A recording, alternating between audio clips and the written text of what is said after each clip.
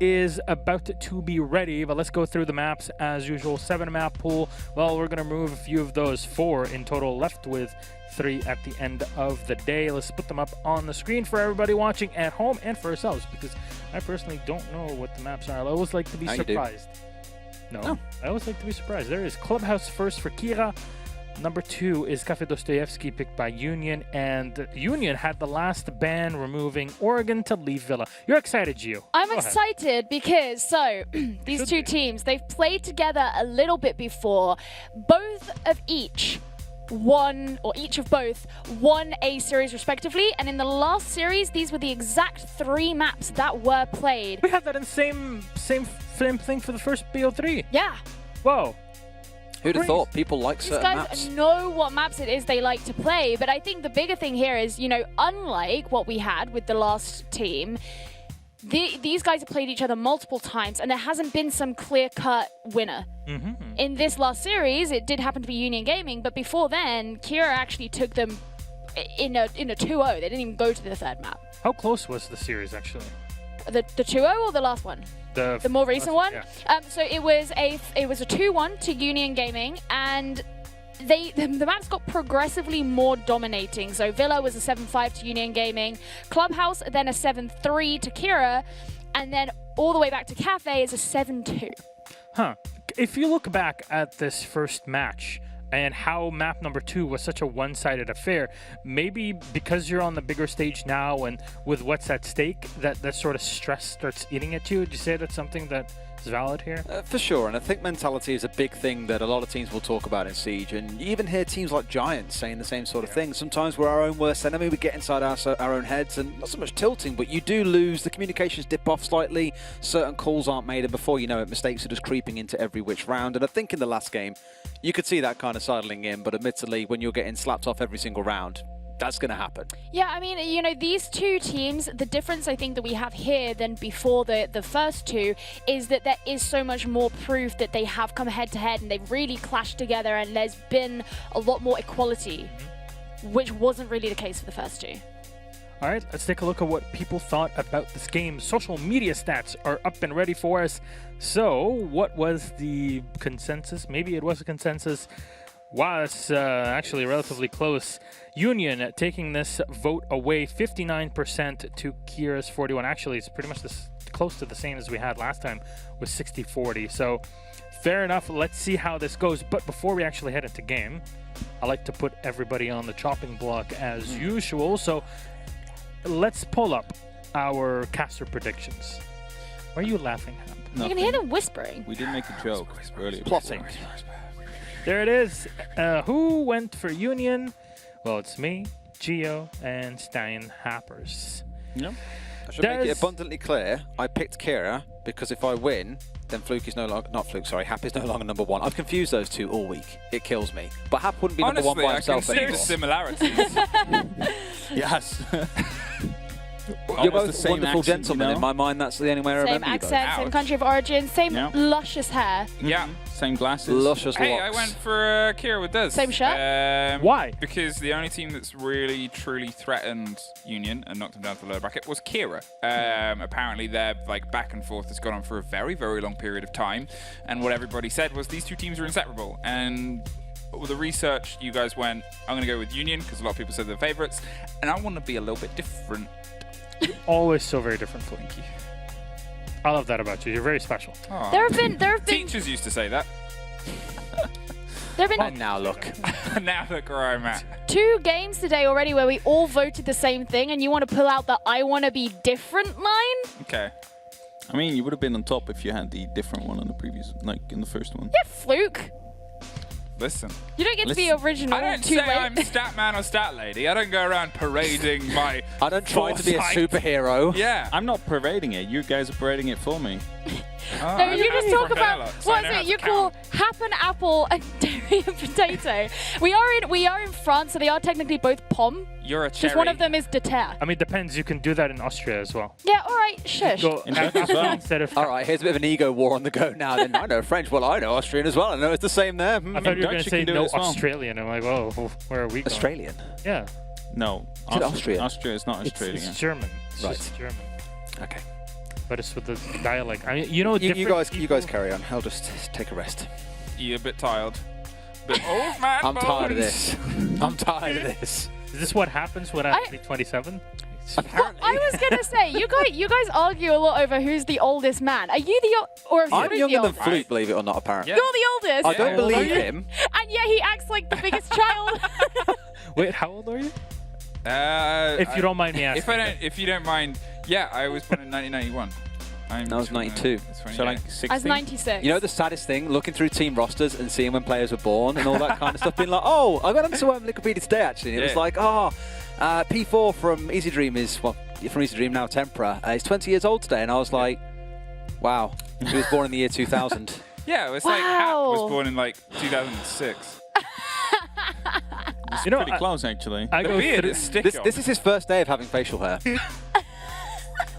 you know, I go Tim through was and I born in the 40s.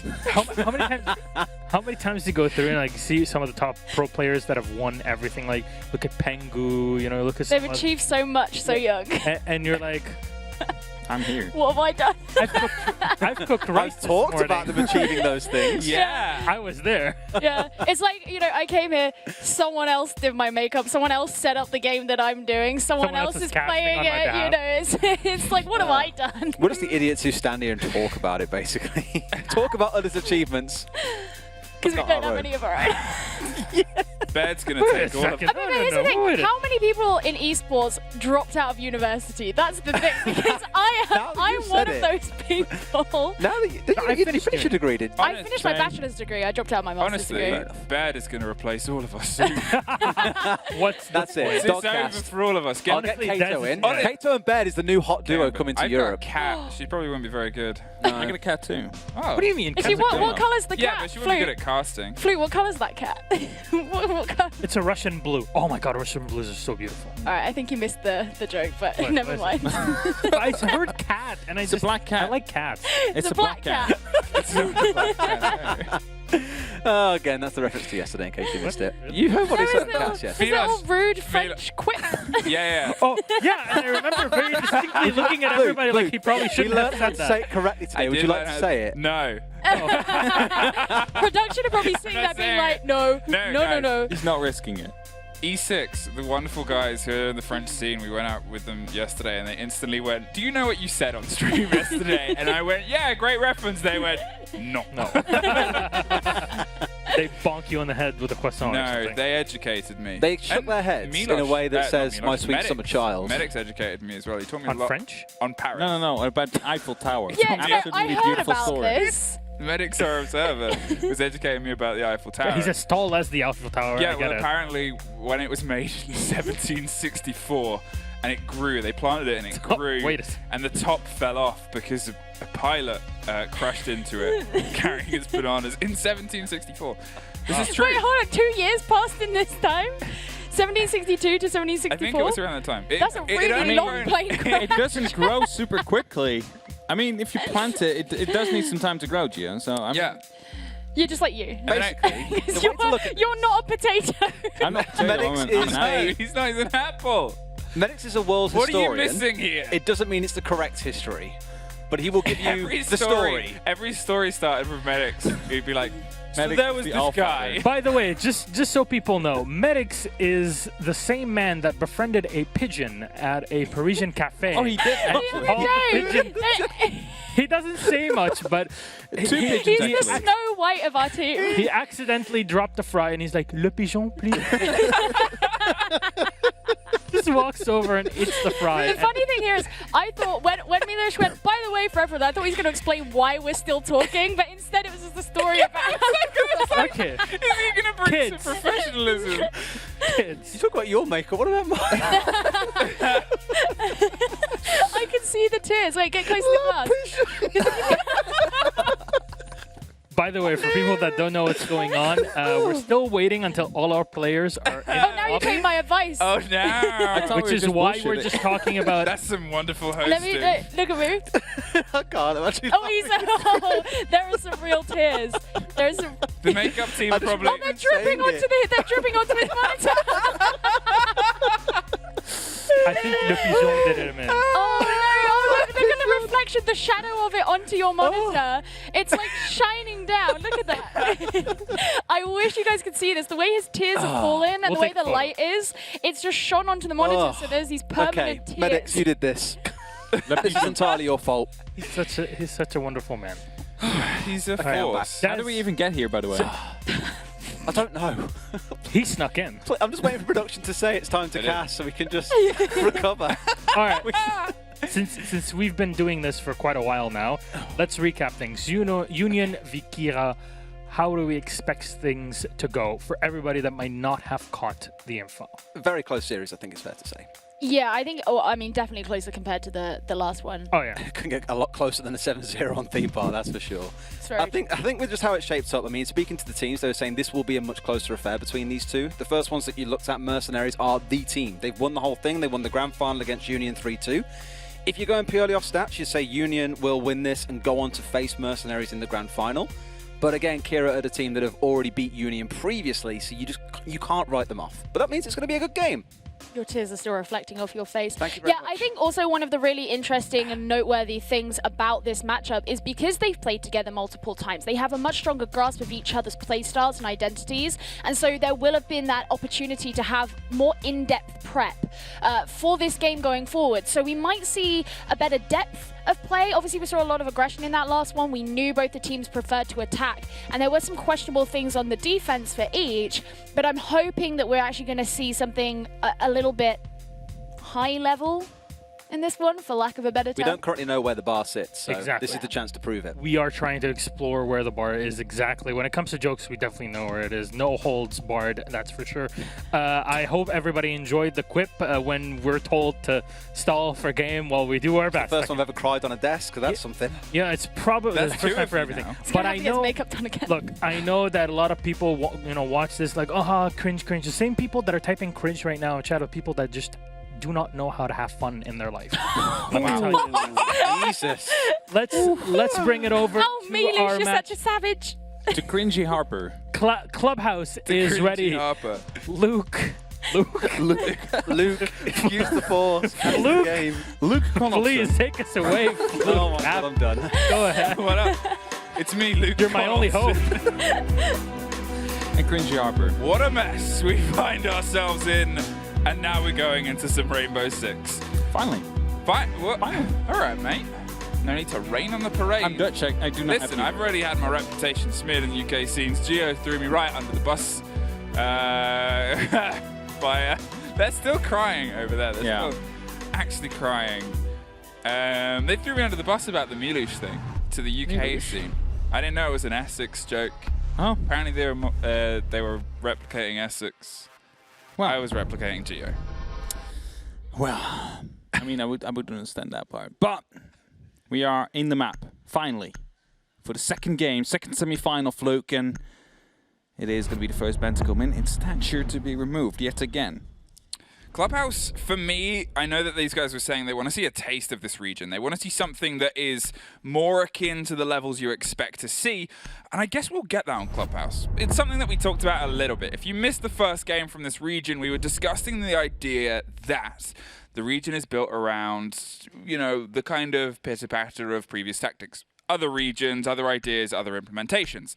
Here now, Clubhouse is well and truly trodden. There hasn't been the hugest revelations since obviously the SSG play, which was quite a while ago. And even then, before, it hasn't changed on the other side. CCTV hasn't changed a huge amount. Jim hasn't changed a huge amount. So we might see more of a stress of skill in terms of guns and the players than otherwise. I like the my band that we see. The Thatcher and the Kaid as a response, of course, and then the Capital and the Wamai. Now, of course, Capital has the opportunity to get his arrows, or bolts, I have to say, because it's a crossbow, so that's the correct terminology, I have been told. Okay. Can get caught by the discs, but well, they're both gone now. Is discs the correct terminology? It's technically a magnet. A magnet? Yeah, it's actually not a magnet, but a magnet. Oh, like there's a little bit of a space in the word. No, because it's supposed to be like a net, like of safety. Okay. Because it's literally written mag-net. Hey, no, man, keep explaining. I'm listening. Ying! I'm not listening. I know. Oh, wait, you hear when I whisper I to the hear when you audience. whisper, sorry. Ying! You're about to say, you shouted, and then I interrupted you. Ying! Ying, Bad ying, joke. ying, ying, ying. Like yin and yang. We have seriousness and we have fun on the desk. Well, first round, gym bedroom. Do not often see that bomb site coming out straight. No, a slight change of pace. Obviously, whether they're trying to play a bit of trickery here, early doors, early days, or they're going to lead more into, you know, playing off the beaten path. This is something we talked about before, is when a team brings a third bomb site, sometimes it becomes this idea of maybe they're just going to throw them off. Obviously, we're on this whole screen a little bit longer right now. Obviously, we're playing with a region on their local servers, so there may be a little bit of disparity between us and them. Ying is loading. Ying is loading. And otherwise, so are all the others. Charging the candelas. You're making sure they're ready, raring, ripped, and good to go. Obviously, I guess it pulls out that idea of surprise. Everyone just waits, baits, and hopes with breath that we get into this sooner rather than later. But otherwise, you look across these rosters, you look across where they're going. One of the things that if I'm talking about whether they're going to be playing or relying on defaults or not, there's no castle on the board, who is often used in the old school default way of the gym hold. Yes, indeed. Now, actually, you're right there. No castle. An operator that we do often see in the gym bedroom hold. Union choosing or opting to not go for it. Instead, the Mira, Mute, Pulse, Jaeger, and Goyo will be run. Now, Mira, of course, will be often played inside that bathroom. Maybe even inside office as well. And as finally, hooray, he has loaded up. The map will be as well. It's loaded something. Loaded something. There we go. I was going to say we're in the next load. We're in. We're good to go. Is it easy? It's easy observing, right? I saw it's Observer BNL, so I assume it's easy observing indeed. Well, I said easy observer BNL in the last game as well. Easy. If it's you observing, make the camera nod. There Yay! It's easy. Okay. We find ourselves going into round one. As we talked about it, what the ideas and principles we may see are probably going to be similar to what we saw before, built upon the foundations of well-known. Well-known, Clubhouse. If you put the two next to a dictionary, you would find either of them. Milosh danced across the stage in front of me, maybe to attract Le Pigeon, or not, who knows. The extension here towards CCTV. I'm curious to see if they put anything on that central connector wall between Cache and CCTV. If they can find something solid there, or if they're actually going to leave that soft. Because if they do, to me, that's quite dangerous. It's all well and good getting that external wall reinforced, but it's not going to be the toughest thing for this Maverick to get through. It's a mute jammer. It's just one little zap in the middle, and you've already opened it up. No, instead he's actually just going to open up the entire thing. Opting to go for that, not using any of the X-Cars to open up yet, and thus will be using that for sight. Double checking whether or not he had both these entries here of Hack 7. We'll be able to get some spots through with the cardiac sensor. And quite some important information as a drone from Avim seems to be aware of where this player will be. The pulse possibility is obviously a big one there. Run out, something that we expected from this team. One of the things we heard from them quite a lot is that they all say they were quite aggressive teams. These two, again, they're aggressive, but they're built upon foundations of having been a roster for a very long period of time. On the hunt for anyone that might be getting anywhere close to above, and, well, no show as of yet. It's a bit slow and steady. They're making sure that everything's clear right now, and as Khajiit enters on the back, and oh yeah, I need to remember to talk to Gio about that a bit later. How dare she not know the references of a classic series. Is going to make his way in back behind Rattler. Checking how many drones are still up. We currently have 1, 2, 3, 4, 5, 6 drones in the field, and that's a lot of information that Kira might be able to use to go up for this attack. Union Gaming trying to hold off as long as they possibly can. A grenade just been eaten by one of the ADS. The second one will come through, but it's not going to be able to deal much damage onto Jittery. As Beat will be able to pick up the first kill. Avim will fall. That's the buck gone off the board. No more soft destruction from his side. Well, Khajiit still has that sledge available to him, so we still have that big hammer that could be coming in to wreak havoc. The close swing round on logistics. They know roughly where someone is, and a drone gets dropped right at the feet of them. There is the pick. Khajiit has bullets if you have beat, and they're looking for the second now. Doesn't quite get it, but pops the shield to buy themselves some space. Unfortunately, it's under the rain of candelas that go all the way round too. The mirror window doesn't actually get fully popped open as of yet, but the pressure is coming from this close connecting hallway on the split. Red has become a firing line, and the grenades are popping off too. There's 3 falling back into the favor, but Khajiit is still going. Gets 1 more. 2 kills under their belt. Unfortunately, cannot find the 3rd. Poseidon finds the end of the big cat.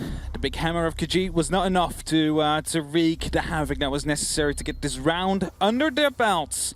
And thus Union will be able to pick up round number 1 on the defense. Clubhouse, gym bedroom out of the way. And that is the tertiary bomb site or the offside gone. As that will leave us with probably Church Arsenal or...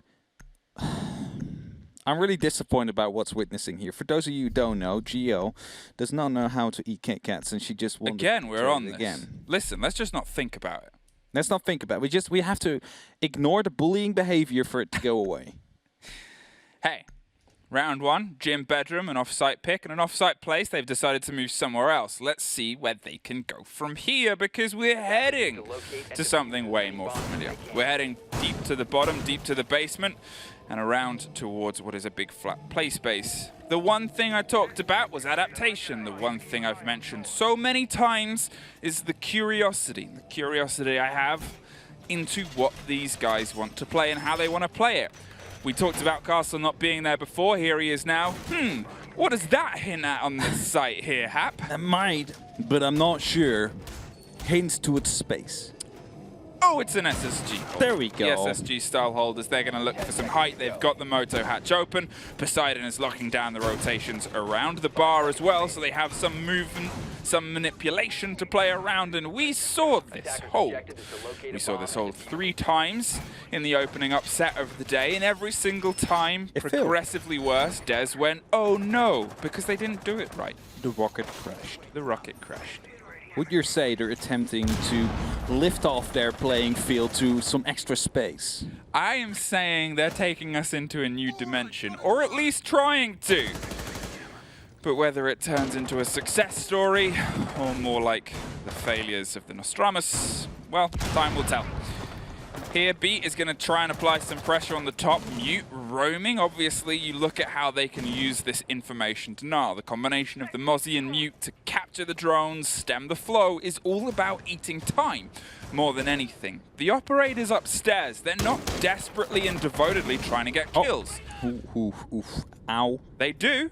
But that's not the reason they're up there. The kills are a very, very sweet bonus on top. What they want to do is eat time, eat the roam clear, so when it comes down to the shove at the bottom, it is a high-pressure environment. You can see them moving off here. They have done more than they needed to, so they don't need to do any more. A very clever adaptation or response from Union, and some of the mistakes we saw in the game I was referencing, Dez was casting earlier alongside the unstoppable force of Gio, who has at least wandered away while she eats chocolate.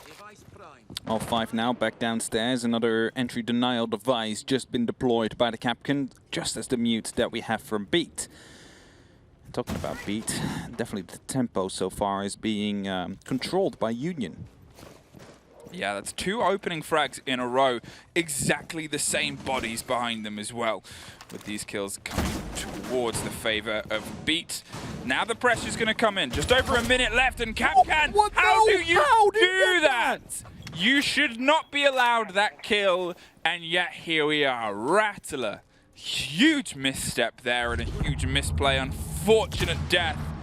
As they grenade themselves and try and clear closer and closer, they did not know that it was barricaded, and a bit of a waste of a big bit of utility there. Indeed, a big waste coming through. As Amar will be falling there as well. Sparko to go for a kill. X7 will be finding another one as well. C4 will be hitting its target, and it's only up to Def now. He's going to have to try and find 5 kills, but it's a flawless round for Union. Union starting off very well here. Something which we could maybe compare to how Mercenary started off the last map, as they are the other clear favorite for the title. Yeah, they are definitely making a strong mark on the board so far. Now, one of the things, obviously, that's worth mentioning, as those guys said before, is Union are, in a way, their own favorites. They're a long history team in this region that have taken the titles at quite a lot of the offline events that have otherwise been, unfortunately, off of our screens. They are consistent in their performances, and they're able to keep finding themselves on the top of the board. They didn't in the most recent qualifiers, but that in no way obviously overwrites the long history they have. They're a team that they themselves said, we underperformed.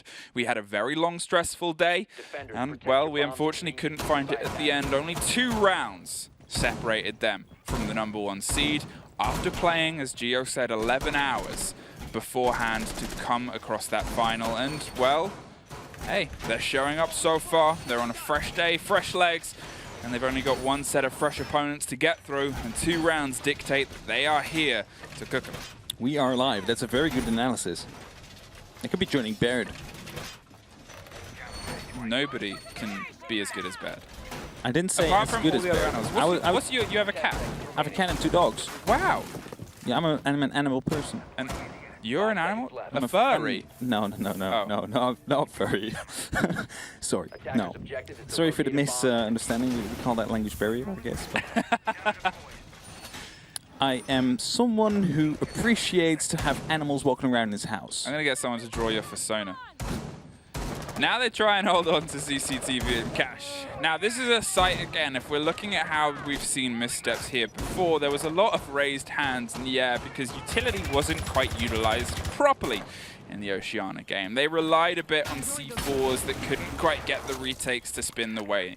Some of them didn't fall properly. Those are mistakes. They're just mistakes. You can't really insult them because they know that they missed through it. In the same breath, the way that we just saw in a game before on Villa, there was just a lack of utility. Here across the board, when you're looking at what they have to try and stop it, they've obviously got the mirror window, they've got the pulse, you assume that's a C4 apiece, mute 2, and well, with that utility and the angle, the ideas mean that that default plant behind the server will become a bit tough. What I will say could be missing from my hands is the big hold inside garage that is being avoided anyway.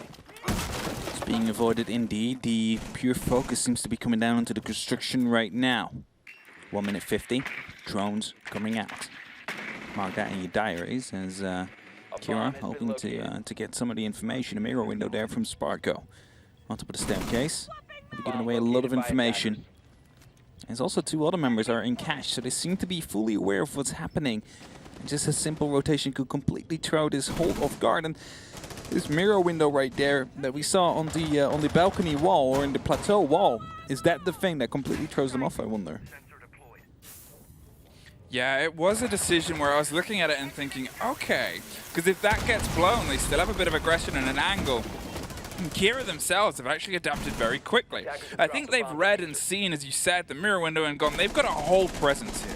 They want to take the fight here. They want to take the fight on the default side. Let's pull to the other. Let's pull towards construction. Let's take over where they haven't got any bodies. Throw some plucky grenades through to see if they catch and see if we can... There's 3 people on that angle.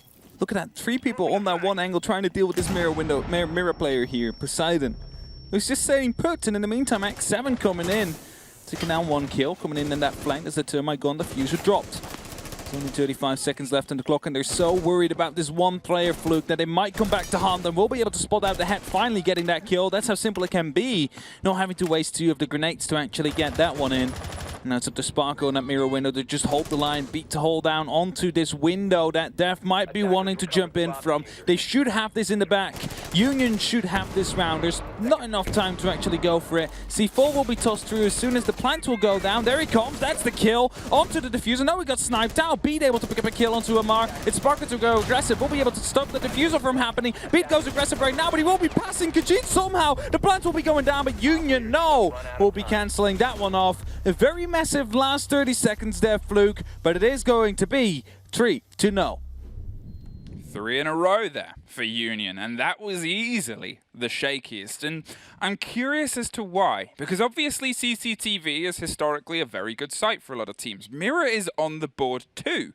Mirror isn't usually on the board for this map at all, especially in our region. So seeing her let through is, for me, this point of curiosity is it because this region doesn't utilize or fear her as much as obviously the bans that they've taken, or is it just something where, well, they weren't expecting this? And for my joy, they've lent into this. Mira is showing up on these sites. They're obviously doing the rotation between logistics and the bedroom. We saw the Mira window there before on this last hold. They're having it as an eye from the top of the red stairs out towards it, and obviously on the external wall as well.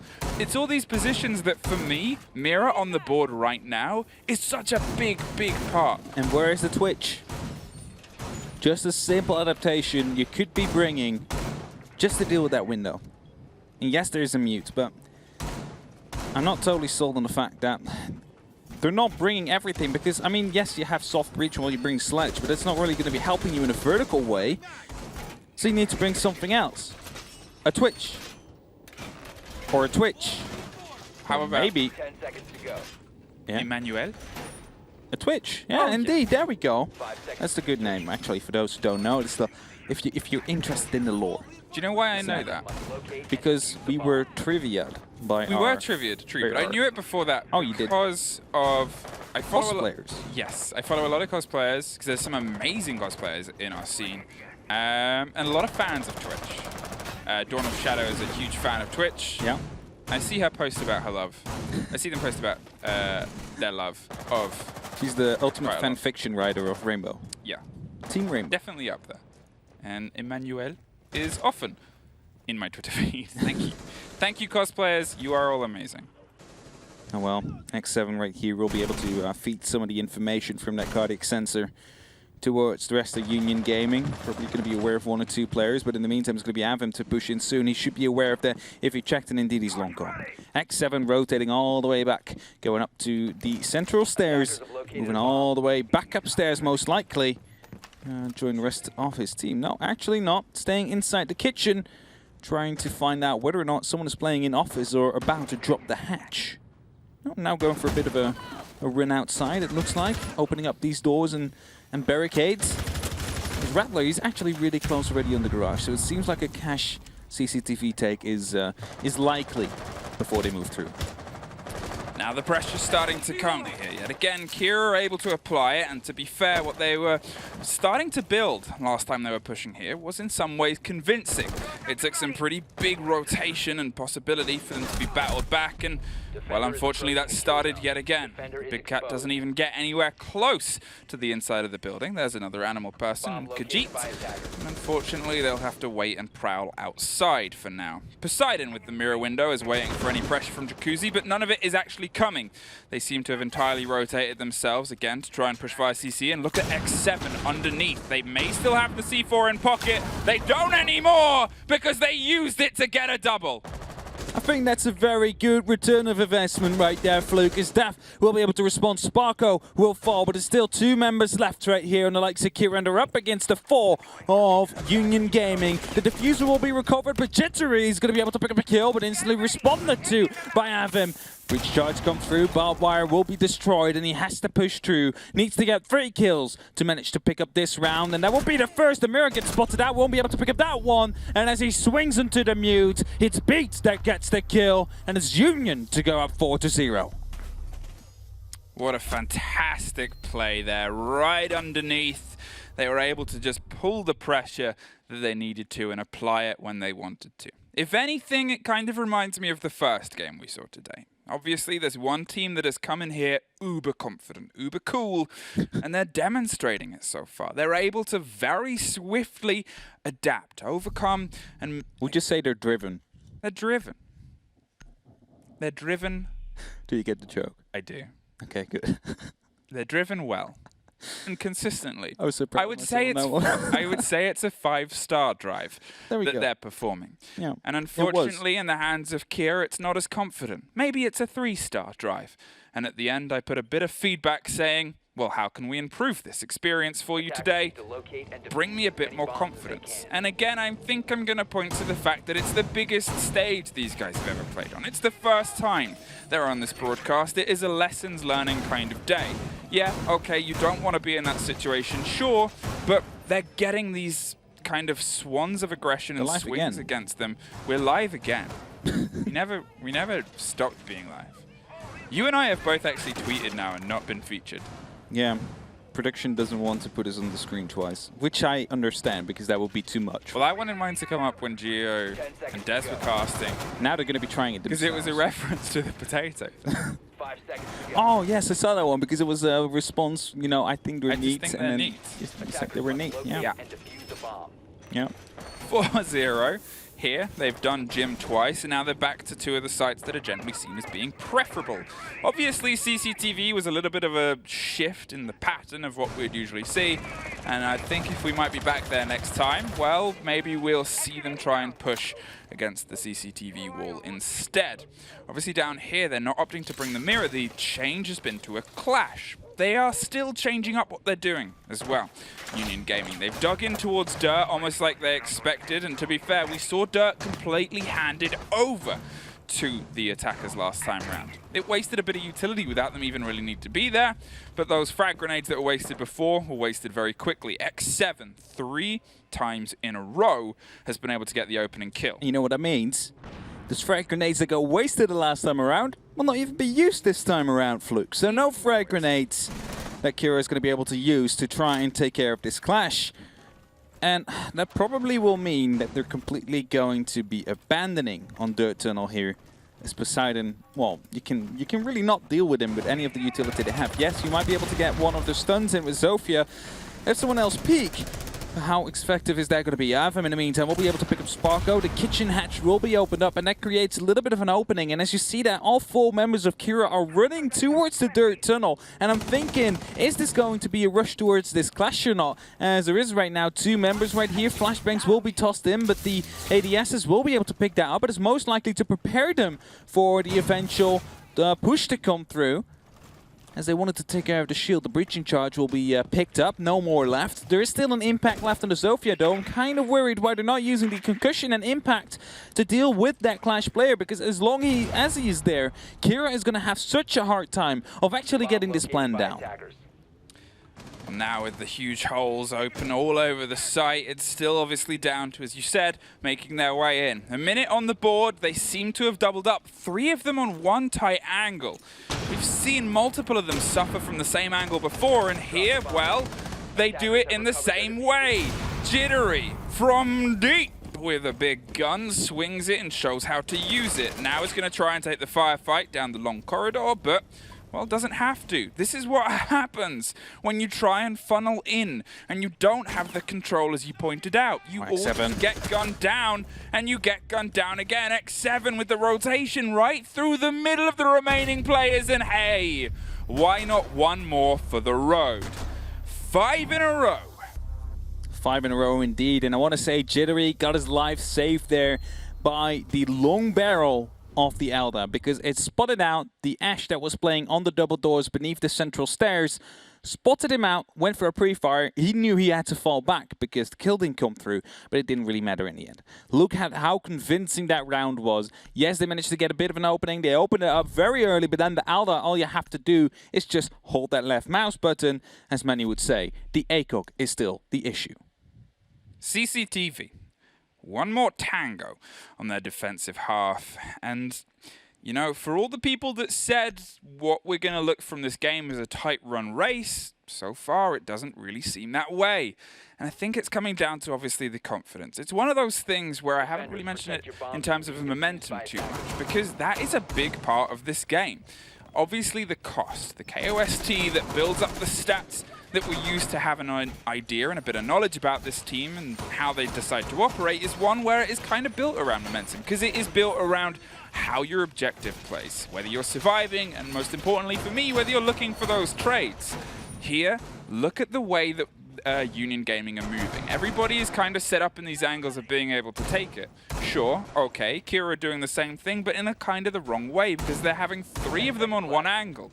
You're still only going one at a time. That's still only 1 versus 1s. That is not the way you want to be taking the firefight, because as we saw in the position of the Alder, all you gotta do is just hold left click Alder, and then that's 1, and then it's 2, and then that's the 3rd, all fed to you. Another spawn kill to come through. X7 will be adding to his tally, picking up 1, but instantly going to get traded out right after, as it is going to be a 4-4 for the remainder of this round. 2 minutes 40 on the clock left.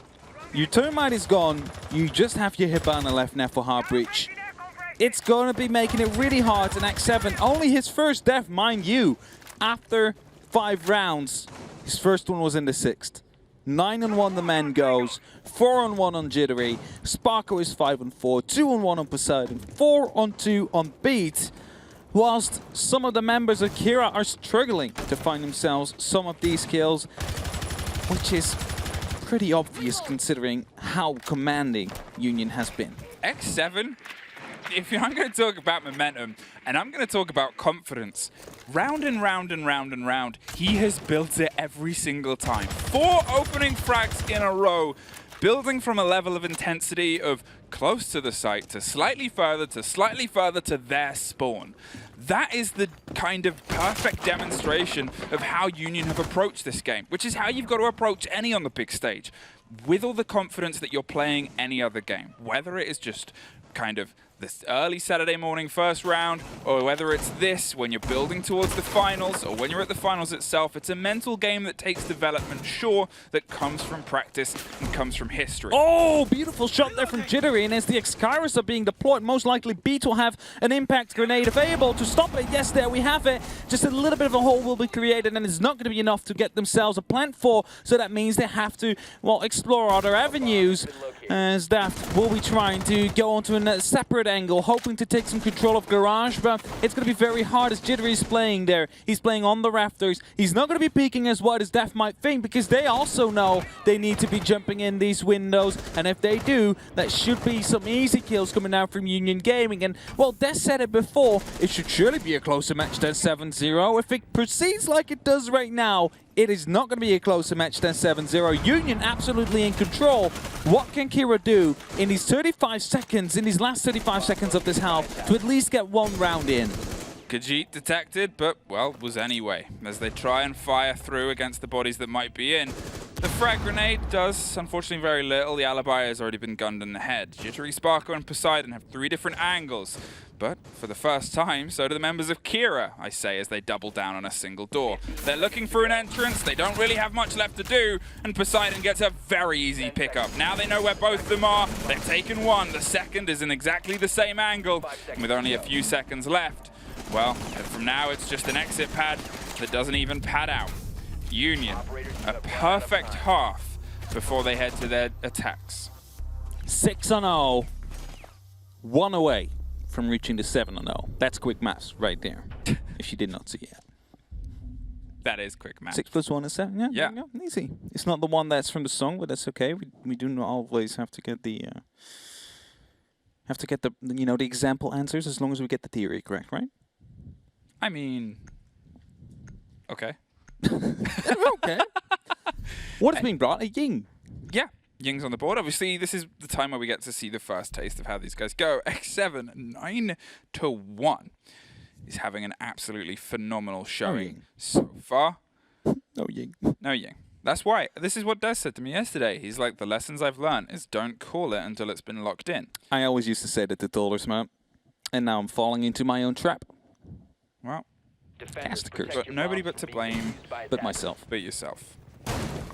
Yeah, X7 plays obviously the entry fragging role for this team. In the same breath, it's, you know, one of the things that a quote that I was given from Sparko before I came into this, he said X7 has guts. That's what he brings. He said, when I was like, who should we keep an eye on? Who's going to be the one? He's like, X7, unbelievable guts. The guy will just make these plays that make our rounds. Sometimes they don't work. That is the risk and reward kind of play style.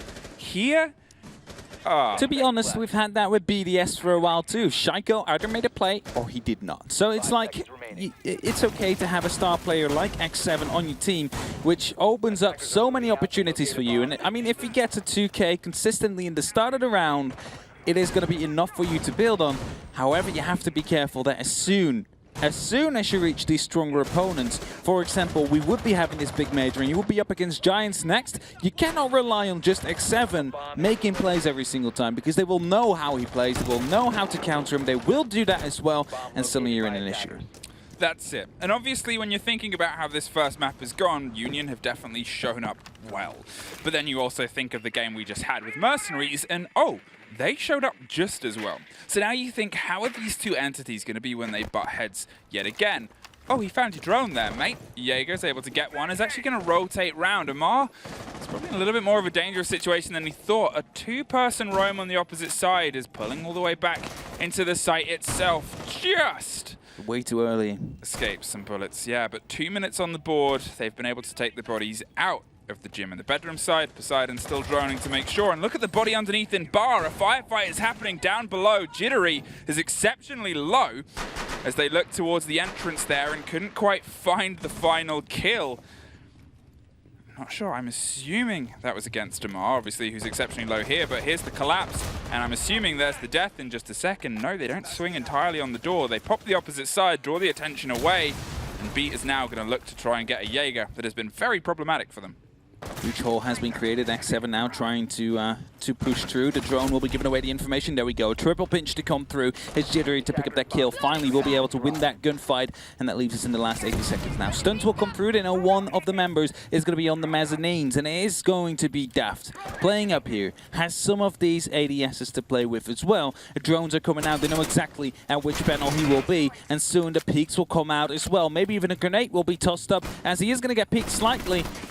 Triggering his own alibi right there. He's going to be giving away the exact position if he does that again. Grenade be tossed in, but it's going to be caught off by the ADS. And you see that Union is trying to force him out of this position as the flashbangs rain in. It is surely going to be a peek. He's completely blind right now. Has to go and lay down. And there we go. There they come. They're coming up with two members right here, but one is going to get picked up. It's the second one as well. No, that's one is going in favor of Union Gaming right here. And now they can push through. They have the garage control. They have the mezzanines control. Is this going to be enough for them to get the takedown? One is on the other side of the server rack. It's Khajiit. He's going to be in a very, very crucial position right here as long as this double wall is not opened up yet. But guess what? They're going to be opening it up right now, Fluke. And that means with 20 seconds left, there's a lot of pressure coming down on Kira. Avim finds one on the red stairs, and Sparko's looking for a quick entry. Doesn't see the man to his direct left, and the shotgun pops up from the middle of the room, but doesn't get there in time to save the life. Now it is just a 2 versus 1 beat. All is left on the board. The Thermite is looking for one, can't find either. And Kira, for their first round, take their first point. Not the 7-0 coming in, and that is surely something Kira will be happy about. Managed to get one on the board. Let's see if they can build it from here, but you can see the pressure that Union is putting down on them. It is not as, well, easy as Union's basically went through it. They just, you know, they had an easy breeze, just, you know, drove through the rounds right there. And Kira, they really have to fight.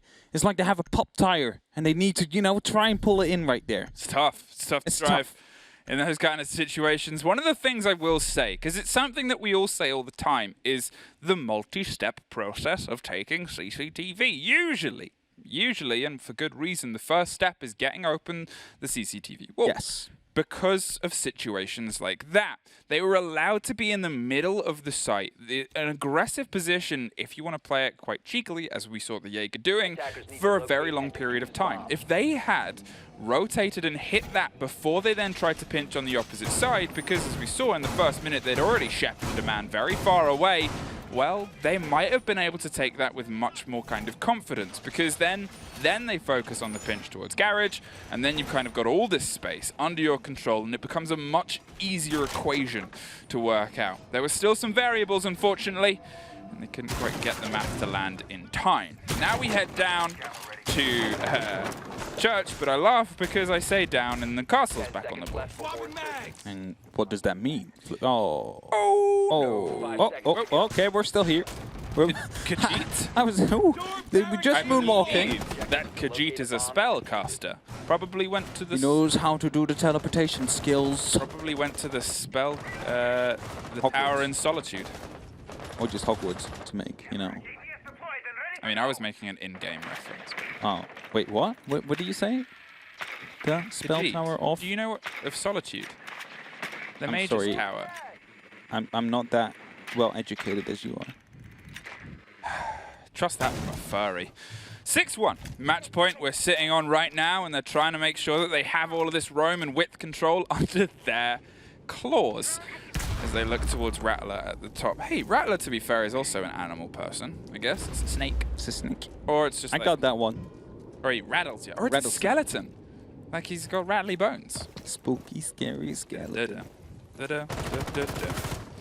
Oh, that was curious. Poseidon gunning through a window and slightly to the surprise of his teammate as they try and get it open. But talking of, Khajiit, the big cat, hunted by Jittery. Teleportation skills not helping out now.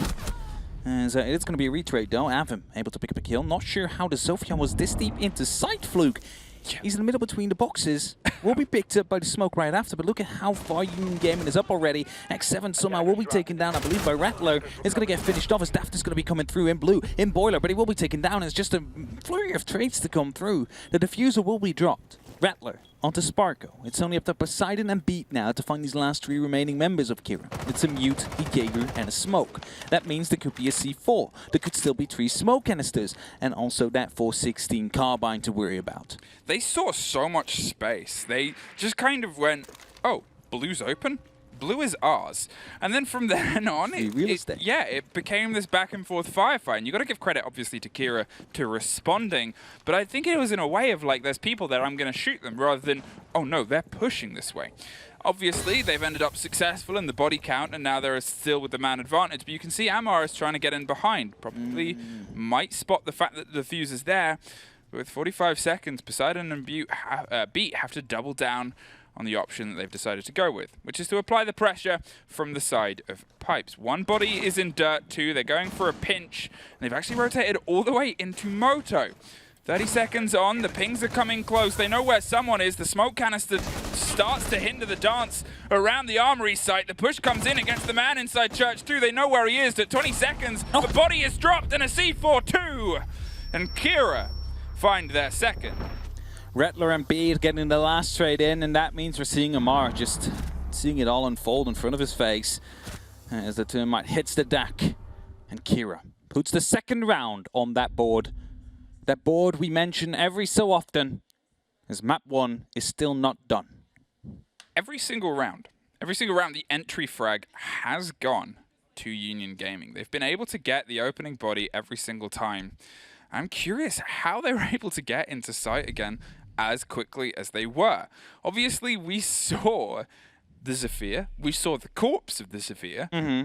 And they were just in the mid, like next to second box, just chilling.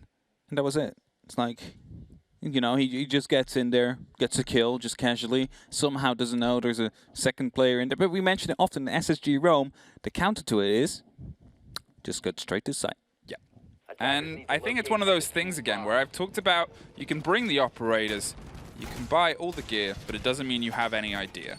It's just a misstep in the play. You have to know all of the flaws in a defense. You don't just have to see it go, that works really, really well. You've got to understand it from a point as attackers so you know how it's going to be attacked. And, well, you watch attackers try to originally take it against SSG and they couldn't crack it. So you've got to be sure that you think you can. Otherwise, things like that happen. Sure, it did pay up dividends in the end, but at the same time, it was a dangerous set of dividends. We're on to the third site now for them in a row. If there's one where Union could potentially take it in terms of there being a first take on an uncomfortable level, it's usually the third site. It's not massively preferred, and I guess it's down to how they want to lock themselves in. They have the extension off towards the opposite side, as we've seen quite commonly. These guys are adapting to what the common trends are. One thing I will say is, for the compliments I gave to the fact they were bringing a mirror before, she's not here right now. She is not here indeed. No mirror to work around with or play around with, rather. And that means Union doesn't have to work around it. There we go. Finished it up anyway. Managed to catch myself as right here, Poseidon able to open up onto construction already. Jittery getting the entry yet again on Rattler. That is your castle call. Another gunfight coming down right here, but it's going to be the Jaeger that comes out supreme. Amar able to get that kill down onto the Hibana, who was on that rappel. You have a little bit less mobility than when you're walking on your feet, and that's exactly what won him the gunfight there. Now they're looking for anyone that might be playing towards construction, a very cheeky angle Jittery is holding. Obviously, they've been able to get the opener 3 times in a row. Now, they've been really consistent, which is actually funny because they were also listed as an entry fragger. So maybe the idea is you have X7 go for the opener on your defenses and Jittery takes the point on your attacks. Unfortunately, that isn't a real person, Jittery, but you're going to shoot them again, and then unfortunately Sparko is the one that's going to suffer. Amar is able to find one more, drops the drone and keeps themselves locked in close, concerned about the drop via the logistics hatch, but Jaeger is on a deep roam. He's in a very deep roam indeed, all the way up in the basement. Daft hoping to put down some extra pressure as well. He's staying aggressive inside of the construction here, but his head is being spotted out and gets pre-fired out. Jittery able to get that kill down. Puts them back in a 3-on-3. HP advantage is for Union Gaming, however, keep that in mind. Still, like a Sophia Impact left, but also breaching round charges, which gives them the opportunity to get themselves into the office. All they would need is just a single drone to check that out, see if it's clear or not, because now Amar is coming up, might be able to give them some information. No, they're going to be both playing around right here around the bathroom, and Khajiit in the middle of sight. Opening has been made. Khajiit is soon to be in a very sticky situation.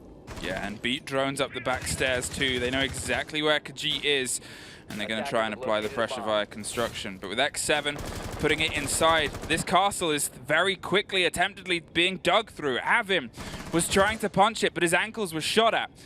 If that becomes something or it becomes a bit locked in, they might not be able to go anywhere. Jittery gets forced inside. The smoke canisters takes him away from the door, over peaks and overstretches, and Avim is able to make Jittery's pretty exceptional round so far be over. A big worried spray comes through, but Khajiit blows a man up, and there's the reverse rotation, and Kira, a 3rd round in a row. 3rd round to come in a row indeed, and I like what Jittery tried to do there. Unfortunately, did not work out. He knew that he had to get their smoke down as the other 2 were not directly on site. He was the only one that could directly put pressure onto any plan to come down. Unfortunately, he failed. He got picked up himself. 3-6 is the result. We have completed a full cycle for the 3rd time actually this match. Yeah, I mean, that's the thing, I guess. You know, when you talk about maps being defender-sided and attacker-sided, and you talk about teams having a preference to one way or another, so far this is a map that has been 100% defender-sided all the way up. Love yourself some defense-sided maps. Right. Yeah. Yeah. Yeah. Pinnacle Siege. Mm-hmm. Built around defense. All right. 3-6. There's a little giggle there. Don't talk about my giggle.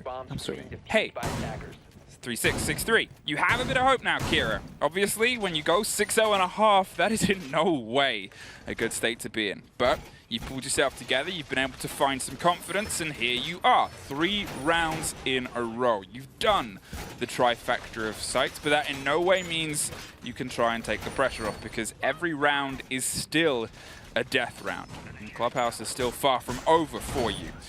You're back to CCTV. This was a good hold, however, hark back to my comment about the fact where I just believe Union did things in a slightly wrong order. If they fix that, if they find the way to swing that back round, they might be able to find some success here. It is down to Union, I believe, to not make the same missteps, because otherwise, as I said, if it had gone the other way, I believe Kira might have been able to, well, unfortunately, meet the end of the second 7-0 of the day. Well, no 7-0, sure. Not now, at least. Still have a potential of 2 maps for another one to happen as I'm roaming around. But the spot's coming through, not quite sure why. I think that is due to one of the prisoners being shot. There's no Jackal on the board right now. We do, however, see the Yana. And as Dutchy myself, you know, I have to always appreciate that. A big fan of Yana? I'm Dutch. What? I'm sorry, I'm not British. I know I tried to invade you guys again. But This whole time I thought you were from Wales. 6-3. We're in 6-3, and, well, look at Iana doing Iana things. Doesn't want to get too close to those mute jammers. That'll ruin a bit of the surprise, but look at the intel she's getting. And, well, look at Amar. Done. Out of here. And the opener goes into the favor of Union for another round. Every single round. Every round, it is gone. Every single round, indeed. Union Gaming able to get that opener, however, The last 3 ones, they weren't able to convert into that one round that they need to get themselves one leg, one foot into the grand finals that will be played tomorrow against their rivals, Mercenary. Yeah, there is a bit of history, bit of rivalry. Obviously, Union with a team that were only 2 rounds away from being able to take it, and they're making sure that they show up right now. They're applying all the pressure on the opposite side. Logistics is already overwhelmed, and construction starts to fall with Jittery taking care of Rattler through the floor. Khajiit, well, has danger if you have gun, and is going to try and rotate away to the top of red stairs. Actually, going to play back, to be honest. Goes all the way over, drops down, and is going to try and loop underneath. Taking some damage from a wall bang there, and it's going to be him dropping down all the way into Oil Pit, hoping to cut himself around either up to the central stairs or going up from the blue stairs here. Is Sparko able to find the kill onto Avim? It's going to be Daft to go down as well. It's only up to Khajiit right now, and it's going to be Sparko to finish that one off. One kill at least comes in, possibly, yes indeed. It's beat to be dropped, but the diffuser is already near the side. Poseidon should be able to get that plan down. There's still 1 C4 left. They will be tossed up, but it's not going to be able to get the kill down into Poseidon, and that means Khajiit now needs to rotate up. He needs to get 4 kills, but he will find none. He will be picked up. X7 will be getting his first kill of the half, mind you, because after the round swap, or the site swap rather, he wasn't able to find a single one yet, but he will be able to find the closing one though. And thus, Union, 1 map up, 1 map into the grand finals. 7-3 Union, and a perfect half to lead you into that. A very, very well played set of rounds. Unfortunately, you couldn't quite find the magic to spark yourself as much on your attacks, but it is a clubhouse. And then from then on, Sparko was able to lead them to a little bit more glory. Obviously, as you said, it is a best of 3, and both these teams were tried and true, and last time they met, it went all 3 maps with, in a similar fashion, the first one falling in the favor of Union. The second was a different story, and my curiosities are piqued as to whether it will be the same again.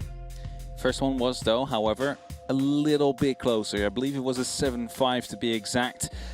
Indeed, going in the favor of Union, but this one was a bit more commanding, especially if you look at that first half, completely flawless. Just a bit of struggles trying to close it out themselves. The first one, they got really close. Other 2, not so much. But the 4th one, they managed to get it. Now, obviously, you look at the spread of entry kills there, and for me, that's one of those stats that's quite rare to be seen. Yes, because in delicious fashion, as a spread and a buffet would be, it was all in the favor of Union. They were able to get the opener every single time. That is very, very rare for a team. They couldn't even manage it before, when you're looking obviously towards the previous map. And yeah, it was a 7-0, but even in that 7-0, from the first game with Mercenaries, they only got it about 5 of those rounds out of the 7. Here, across all rounds, across all 10, they were the first ones to be able to draw blood from their opponents. And I think for me, that kind of shows a lot about this team, is where they're built around is their control of the space and the confidence they have. They said, we've got 2 entries, and apparently they were right. X7 enters on the defense in a way, and Jittery got every single attack entry.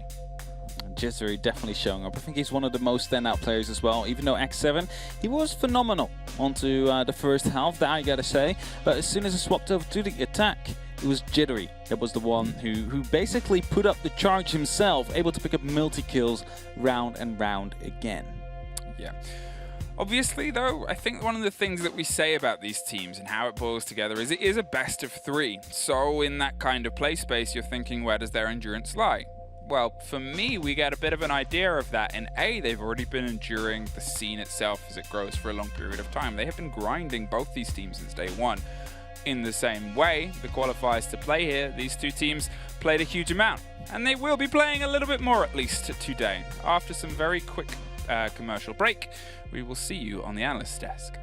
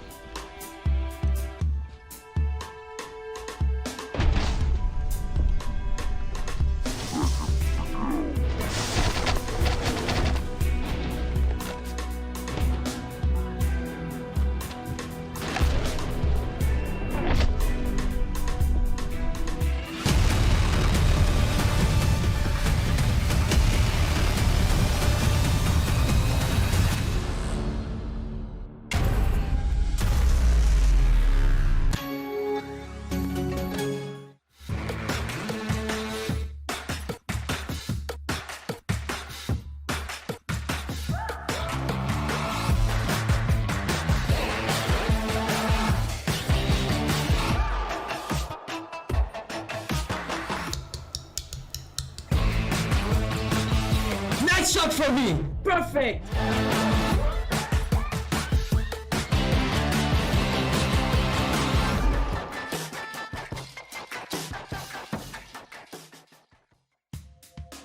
Welcome back, ladies and gentlemen. A very quick commercial break to get us back on the analyst desk.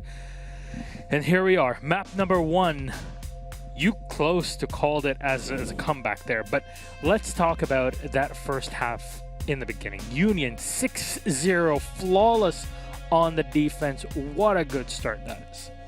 Yeah, I mean, no, it was pretty insane. We spoke at the beginning how we expected it to be quite a close map, especially given the history between these two particular teams. No, it just wasn't. It just wasn't. I don't know. We saw some great play from both of them. X7 being a real standout player on the side of Union. And I think also there were some more specific things in terms of actually how they decided to approach the map itself. There were a couple of examples, I'm looking back at round 5 and 6 particularly, where they were able to catch out Kira's kind of lack of due diligence and their lack of vigilance when moving into certain parts of the site. For example, round 5, you had the drop into the kitchen, which was caught out by Jittery.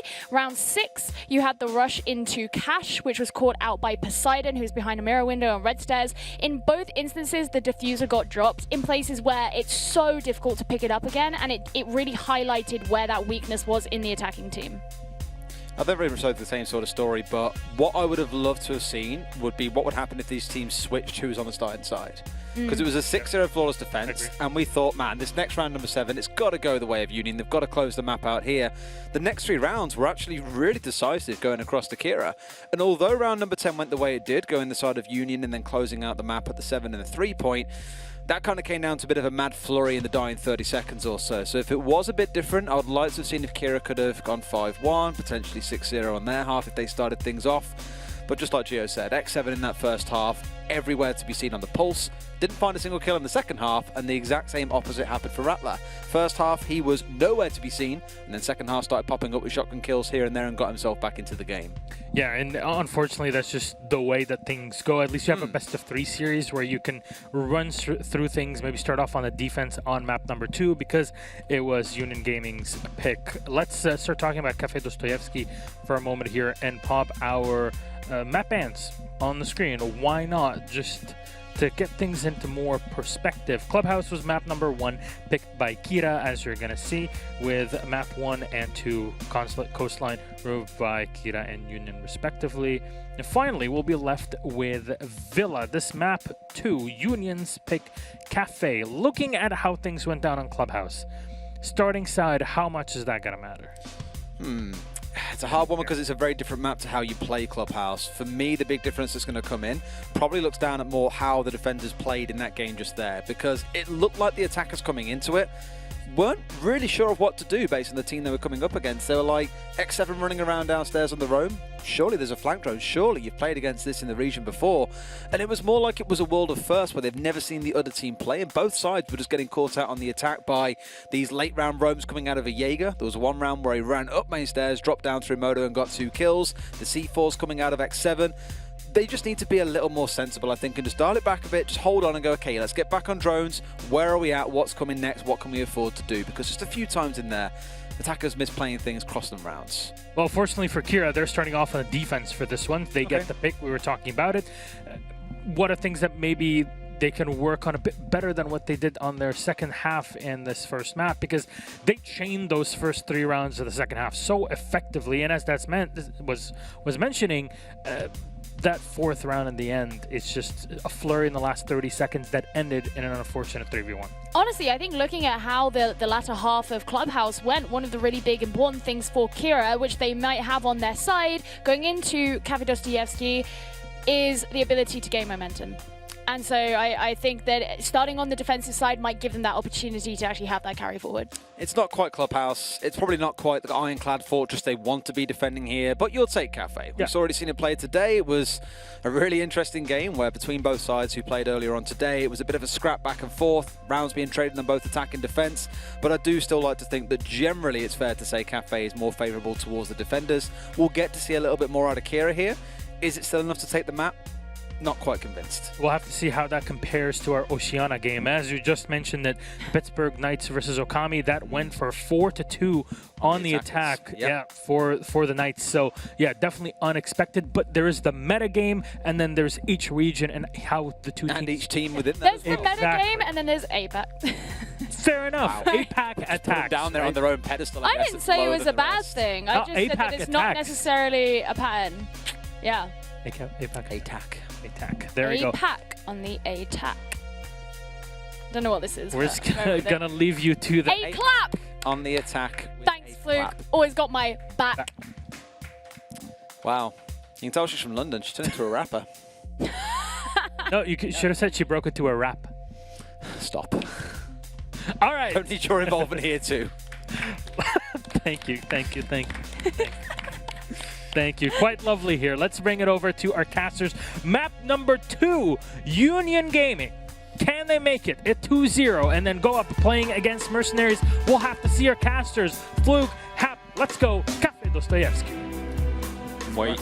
It's running over with the camera. It's running over the camera. Oh, it's trying. Wait. He sees you. Stop moving. Hey. All right. Hey. Hey, what up? Hey, what up? We are the casters, aren't we? Yeah, that's us. Oh. That's us. Welcome back. I'm Fluke. That's Hap. I'm not going to do a rap. We are going to go into map 2 of this showdown. The final showdown of our Playday today, and the second. Don't say that. It might not be the Those are final not the showdown yet. teams that we are seeing. We are actually seeing Union and Kira. Those are the teams that we're seeing.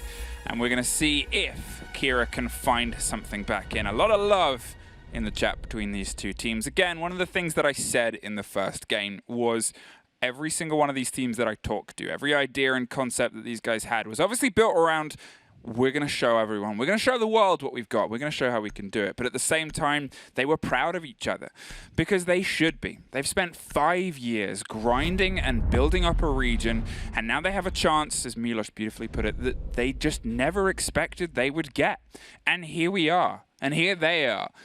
And I'm having a great time. I'm having a great time too, Fluke. It's always a great time, you know, on the casting desk all together. You know, last time was in Hamburg, actually. That was the physical desk. That was the physical desk. Yeah. Oh yeah, we didn't cast in it yet. We No. just looked at each other. Yeah. Did we do analyst desk together? I think we did. Probably. Well, it was couch, really. It was, yeah. It was an analyst It was couch. a very relaxed experience. Casting couch. Talking of, Thatcher's had a relaxed day. Banned most of the time, if not every single time. Who needs Capital gone Thatcher? to, and Wamai. Again, does that mean we get to see a Kaid coming down again? I don't think so myself, because Cafe is not really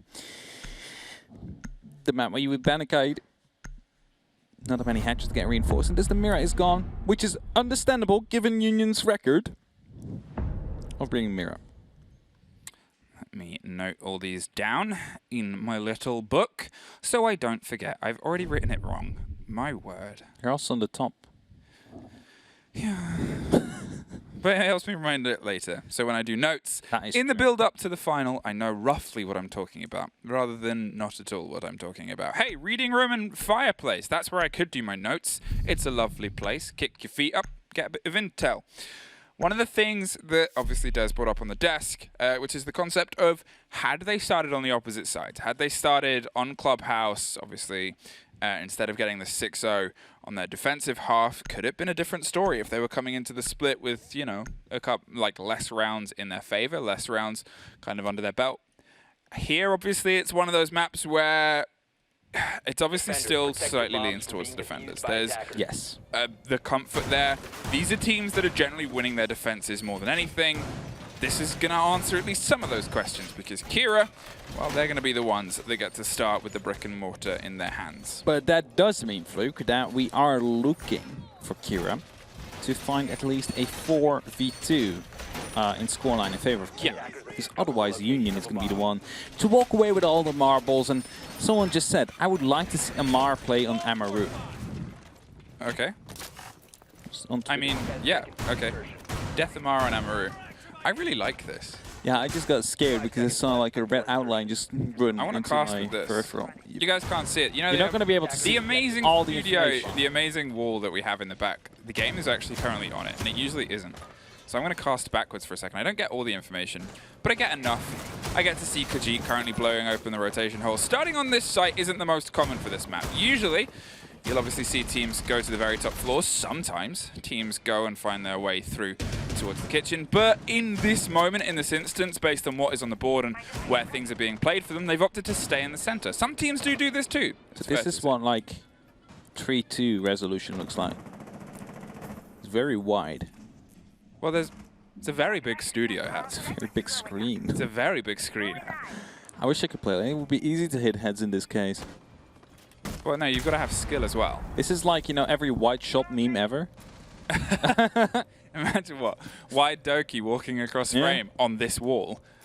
We got to make it. Someone called Salty. We got to make it. We got to have it happen. Please, Salty. Now the pressure is coming from the staircase as they start to look towards any which way the window is the way that they want to be concerned about. Hops on the box that always rocks, but unfortunately nobody's blown out their socks as they find a fight, but don't actually get the head of either. They separate for now, but look at Sparko on the far side in the windows. They're trying to operate a pinch. The concern is the man that is playing very close. Oh, you see, yes, saw the gun. Maybe didn't expect to. You could see they had a change of tact, went away from using utility, but look at this aggression. They find them. Goodbye. As the opener, for the first time, falls Kira's way. For the first time in Kira's history so far in his major, they managed to get that opening, and it's straight on the first map, which is a good thing.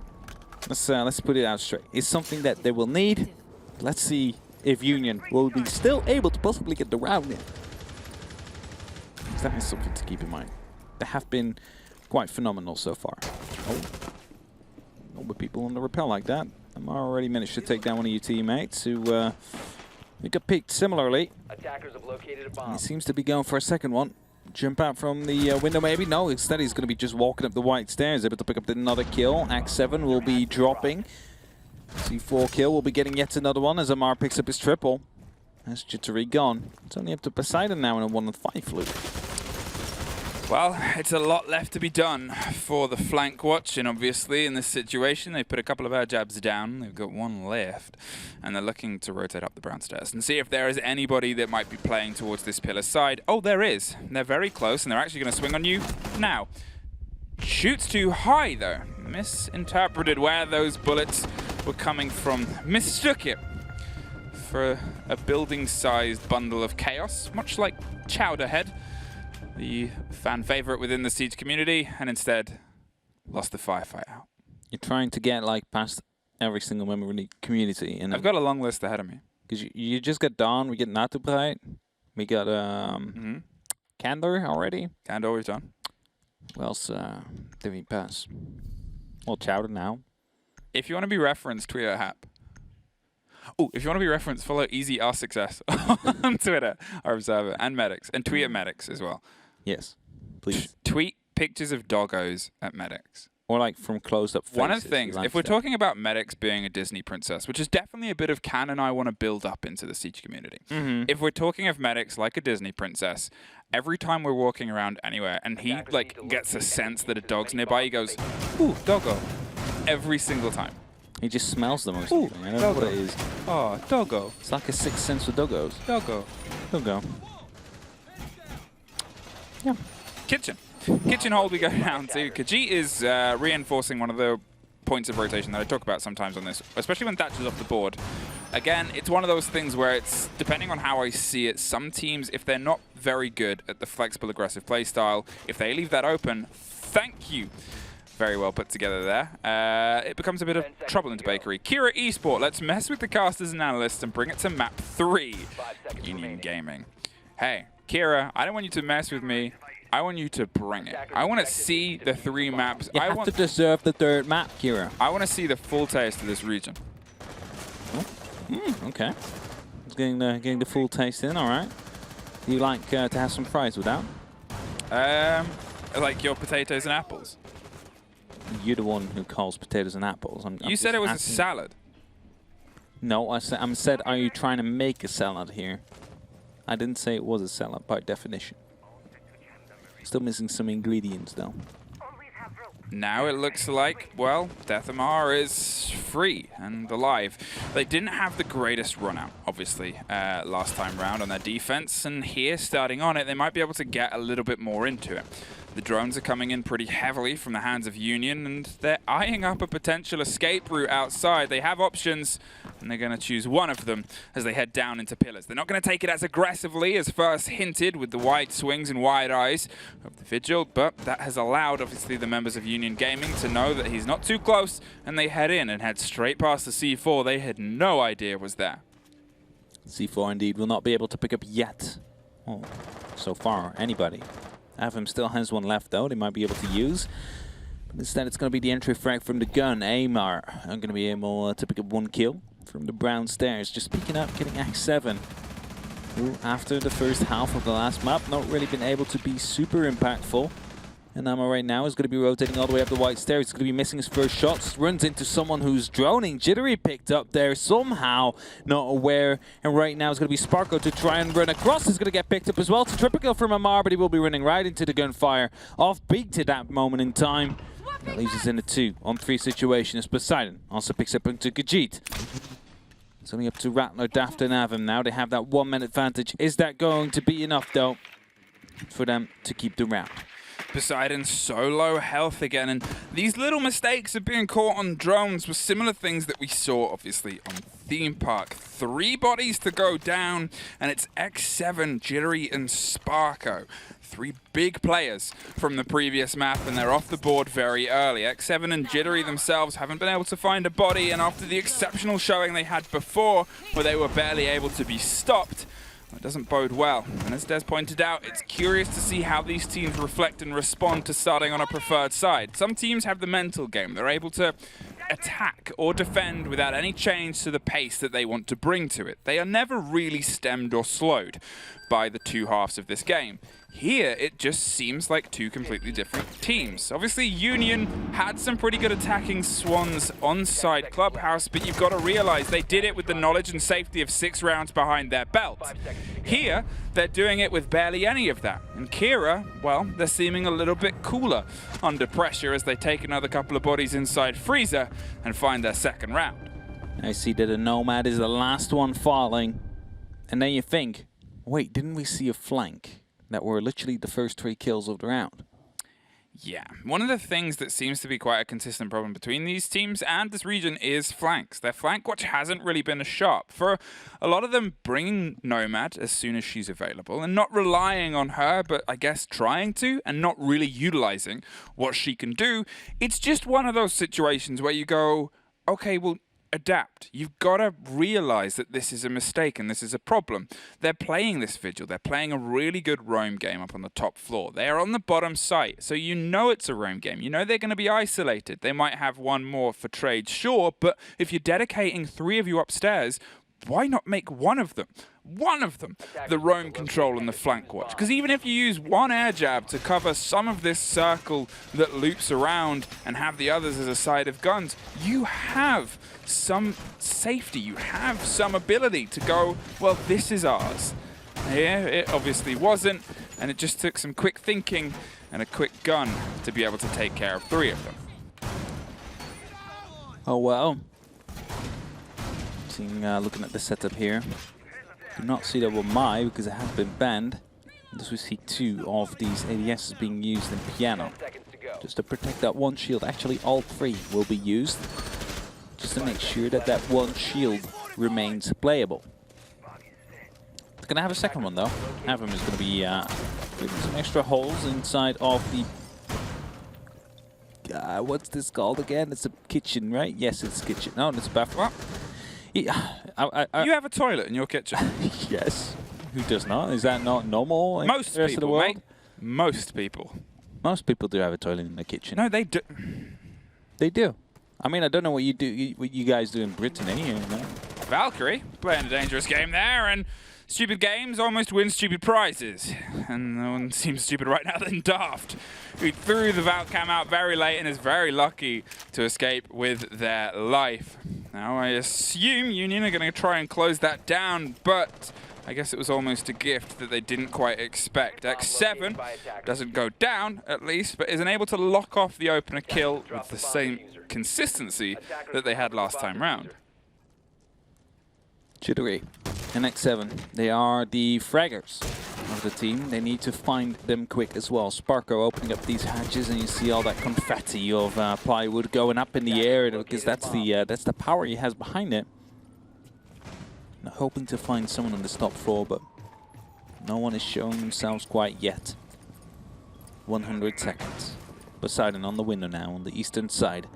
Has to be careful to not receive the same fave as we have seen many of his team members receive beforehand, where you just go White swung from the window. White now gets open up. It's Amar yet again with the opening. It's X7 to fall yet again. Seems like Kira is definitely striking back right here. Flashbangs being tossed in. Jittery able to get a kill and a return onto Amar. It's also Kajit that goes down. Daft still low on HP. Could be Union Gaming that gets this round if they manage to step this one up with a grenade kill to follow up. They're not going to go for the revive just yet. They're going to buy the time with the smoke and then pop the animation to make sure that they have the comfort, but there was no immediate pressure anyway. They put themselves back into a 4 versus 3. Jittery's underneath and might be looking to cause some damage with Zephyr's utility, depending on if any is left. But in the meantime, Sparko's just going to do it with a gun instead. Finally puts down Valkyrie, and Poseidon finds Avim. And they're looking at trying to lock off their first round here on the top floor. They move into a slightly more aggressive position, but unfortunately, Union are there to meet them. They are indeed. So you were going to follow up with that one. I thought I was going to follow up as well, and then my brain went, "No, you've said enough words now. You said enough. You can be quiet now. There's nothing else that you can add to that. You have perfected the sentence." The sentence is good. Well, bar not going the way of the defense out of the first 3 sites played. That is a peculiar statistic, I think it's fair to say. It is indeed. Bar often the, well, for many teams, the favorite side, but it's starting to get become less and less of a favorite site for many. Often you see actually like either of these bomb sites are becoming the secondary or tertiary bomb site even. We also saw a game today where the complete kitchen was avoided. So I wouldn't be totally surprised if the bar is not their favorite bomb set. I mean, they went there third for a reason, the likes of Kira, and they're instantly opting to go off of it again as well. Well, that was one of the things as well. As you said, bar was avoided entirely when we saw this one coming together. And it was a really curious decision because obviously when we're getting these eyes and this look inside a region that we don't really know, as we saw it in that region, well, you're like, okay, well, why was this done? And they said, well, you know, blah, blah, blah. Whatever was said. I don't remember. Time is crazy. Here, it's obviously a region that we don't really get a glimpse into at all. So whether it's just inside the meta, inside the kind of heat and the kitchen and all of what has been cooked towards this, that, well, sites like kitchen are the more preferred ones, and ones like the bar, well, they're going to try and stay teetotal and avoid it, because unfortunately it teetotally led to them losing their first round. Now they're happy to go back to reading. Hit the mid-floor and see if they can make this work again. Obviously, it was a strong opener, and every single time they've still found opening kills.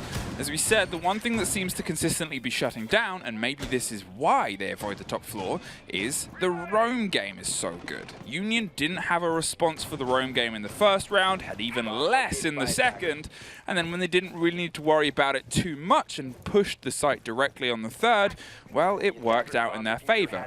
Here, we yet again see Amar on the roam. He's got the entry frag at least twice in a row, maybe 3 times. I can't actually remember if he got it in the very open, but he's currently on a 7-2. So I wouldn't be surprised if he did.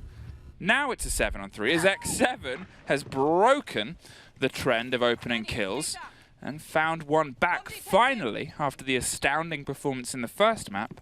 Oh no, that's a Valkyrie. Is he going to be able to get that kill? No, just a little bit of damage onto Rattler. He's on his cam, has to be careful. There goes the C4. He's not going to be able to find any impact whatsoever. Poseidon now to get the kill into Khajiit as well. Sorry to interrupt you, but something very exciting moment came through. It leaves us in a 3-on-5 situation now in favor of Union Gaming with a C4. No, start talking Dutch out of there. C4 comes in, taking down Sparko. I wanted to Cannon a save here. So, yeah. Now they're going to rotate their way back around, try and see if they can collapse back. As I said, the roam game has been very, very good from them so far. Unfortunately, it seems Union has woken up a little bit. Jittery gets one, but the response comes from a Vim. There is yet another, however, falling to X7. And it is all down to Avim, who looks towards the close corner around Zulu and seeing if there's anybody that's trying to put their ankles into the fireplace. In a 3 versus 1 with a minute on the board, though, and still drones 2, well, they can do a lot with it. X7 is following the man. They know exactly where he's heading. They can wait and set up towards the top of the stairs. We hear an air jab, but it doesn't even matter, because Union just shoot him instead. Beat getting that final kill. They have 5 drones available in a 1v3 situation, and often what we see is just teams going for the kill, and that allows you to go for 1v1, 1v1, 1v1. But what they did here was they fell off, they went a bit quieter, got the drones in, got the information they needed, then went for the flank hold or a kill. And that's exactly what I would like to see. That is what separates the good teams from the best. Yeah. And I guess it's one of the things that we saw before as well. When you look towards the idea of what are these teams doing a little bit wrong, it's the 1 versus 1s. It's a situation that you should never try and set yourself up for. It's the cost, the kill, the objective, the survival, and the trade. That is the balance that makes up a very good Siege player. That is the consistency when put with other good Siege players that makes a very good team. And when you're setting yourself up and not building it around anything other than the potential of the kill from that, well, things go wrong. And this could be one of the ways. Well, seeing how much Siege has grown is indeed the case here. Just expanding regions left, right, and center, bringing in the new Southern Asia Pacific League. And then we also, of course, have the MENA Nationals, for example, to be added. So a lot of tournaments being added in this year, and, well, hopefully many more to come over the next couple of them. Yeah, and they also complemented the talent, even though we're just idiots. I was about to put it in slightly nicer terms. Oh, wait. Okay, let's just rewind and then... No, it's too late now. The clip's there. It's clipped, mate. It's going to be posted. You cannot argue with me. Can I just give a very quick compliment to whoever is running the socials for the R6 Esports and the R6 APAC? I think that's Phil. Either way, the stuff that's coming up there is making me cry with laughter. It's like good. The meme speed turnaround. Just like Potato when Gio couldn't hold it back anymore. And exceptional meme speed. So we've had 2 casters crying on the desk now. Yeah. Let's see how many we get to by the end. Poseidon dies. That's not good. It's not good indeed. That's your roam watch, isn't it?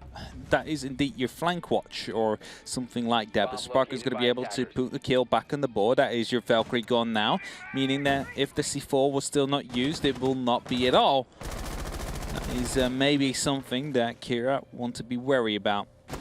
C4 has been so effective for them that they would like to use every single piece that they have available to them. Now they're looking to see if they can apply the pressure around the choke points, and as you responded, it's becoming a bit of a dangerous swing and swan. Things aren't as well manipulated this time around for Union. They don't have the same confidence they had before, but now they do have 2 rounds in a row.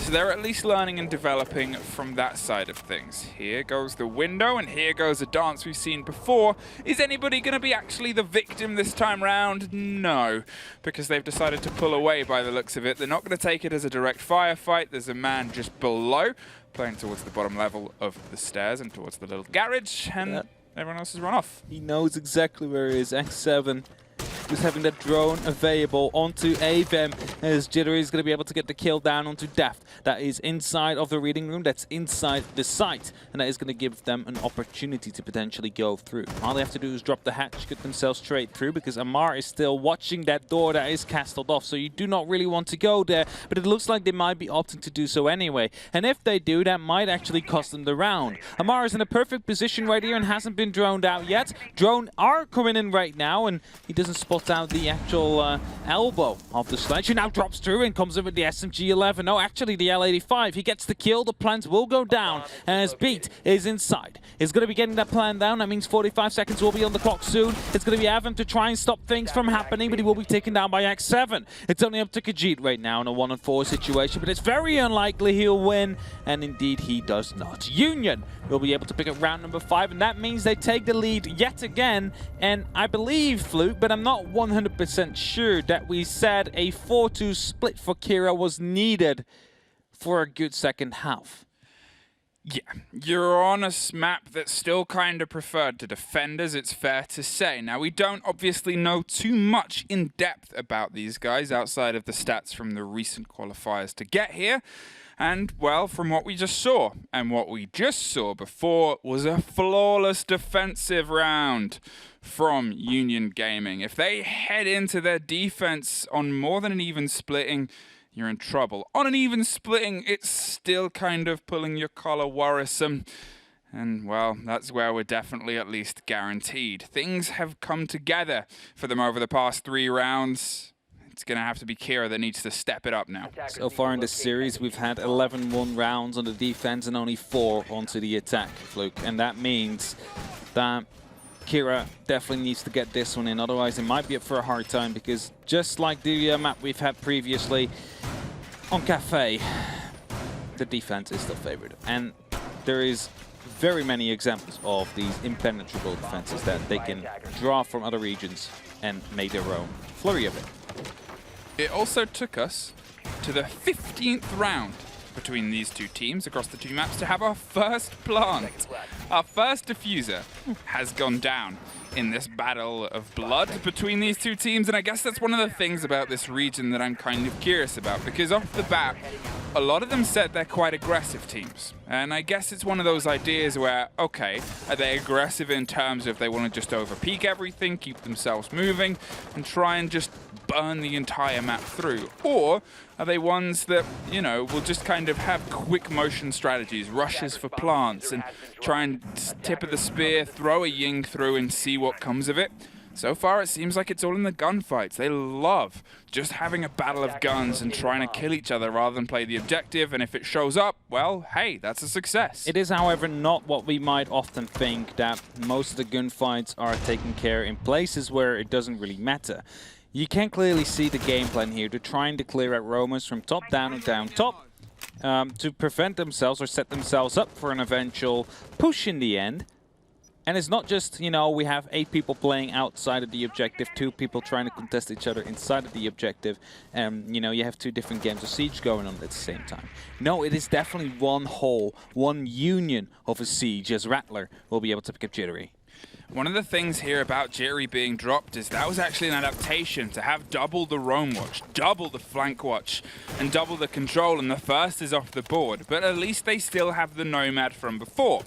Now, obviously losing the Jackal, and especially losing it in the hands of Jittery, who had almost every single entry frag the last time round, is a big loss, but at least Sparko is showing up, takes care of Amar, who has been a big problem, and gotta give credit to Sparko, who has been a big turn of force. Again, the Valkyrie being spotted out. I'm sorry, I have to say it. No, I don't realize it, but I mean, it's your job.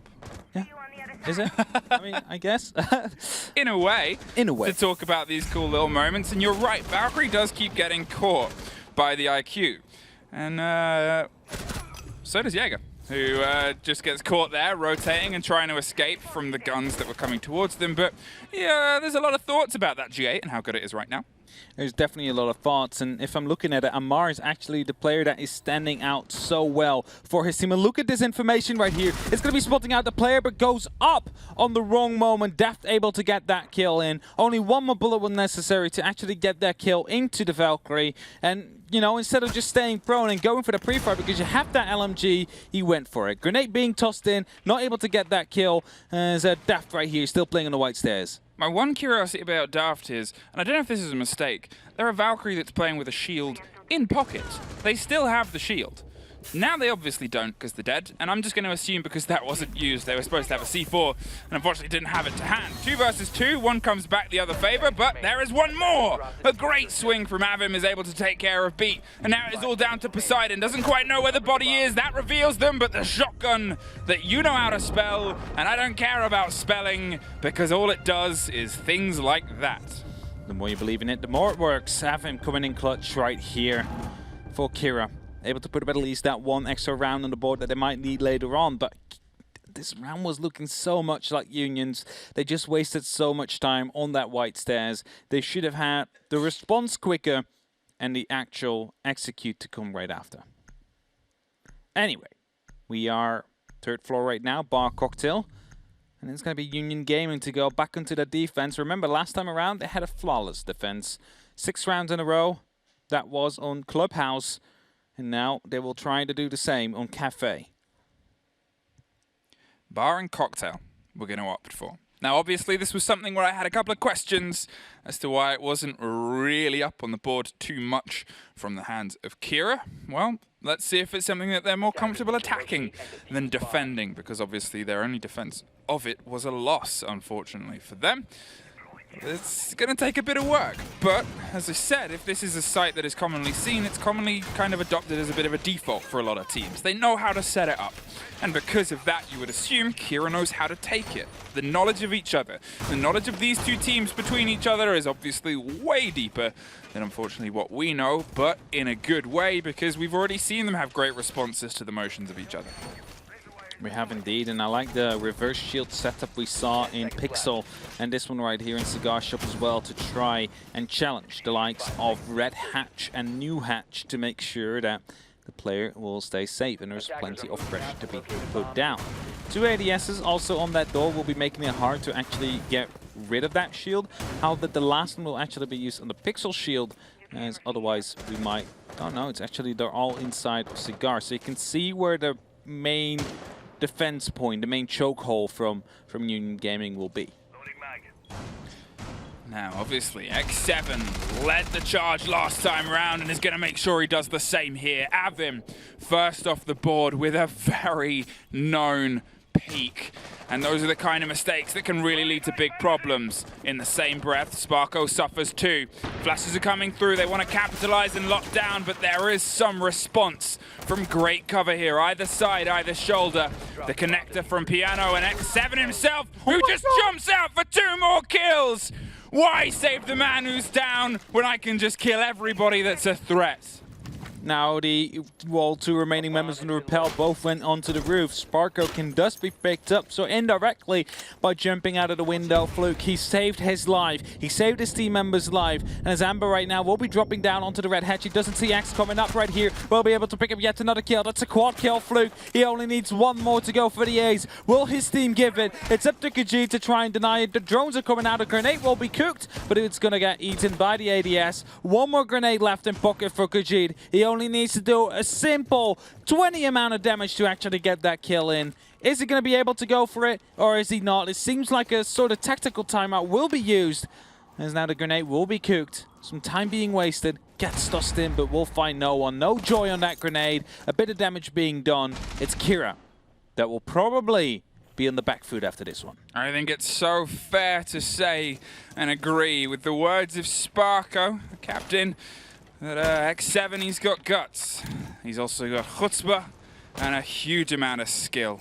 Threw himself out of a window to get his triple and then comes back around for the 4th. Desperate for the ace. Pre-fires and doesn't catch it. But you have already done more than enough this round. You can lie down and put your feet up.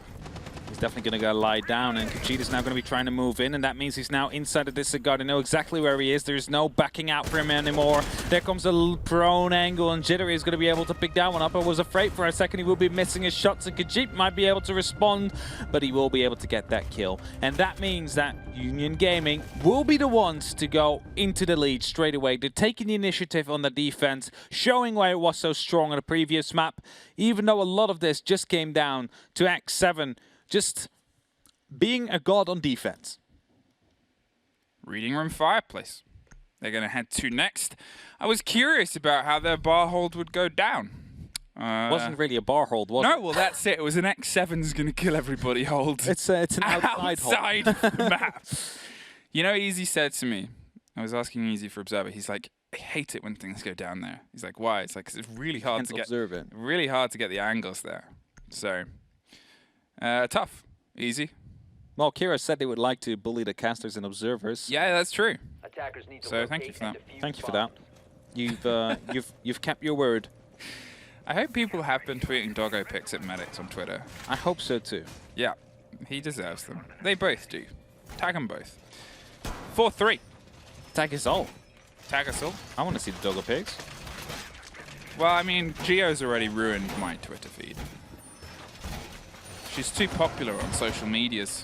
No, She tweets and she tags me, and then I cannot use my phone for the next 30 minutes. She's being an edgy teenage girl, just not knowing how to eat Kit Kat and trying to get clout out of it. Yeah, and it just And it ruins, works. It actually took all of the battery out of Dez's phone because he still uses like an old Nokia. It's like a phone with buttons. He's that old.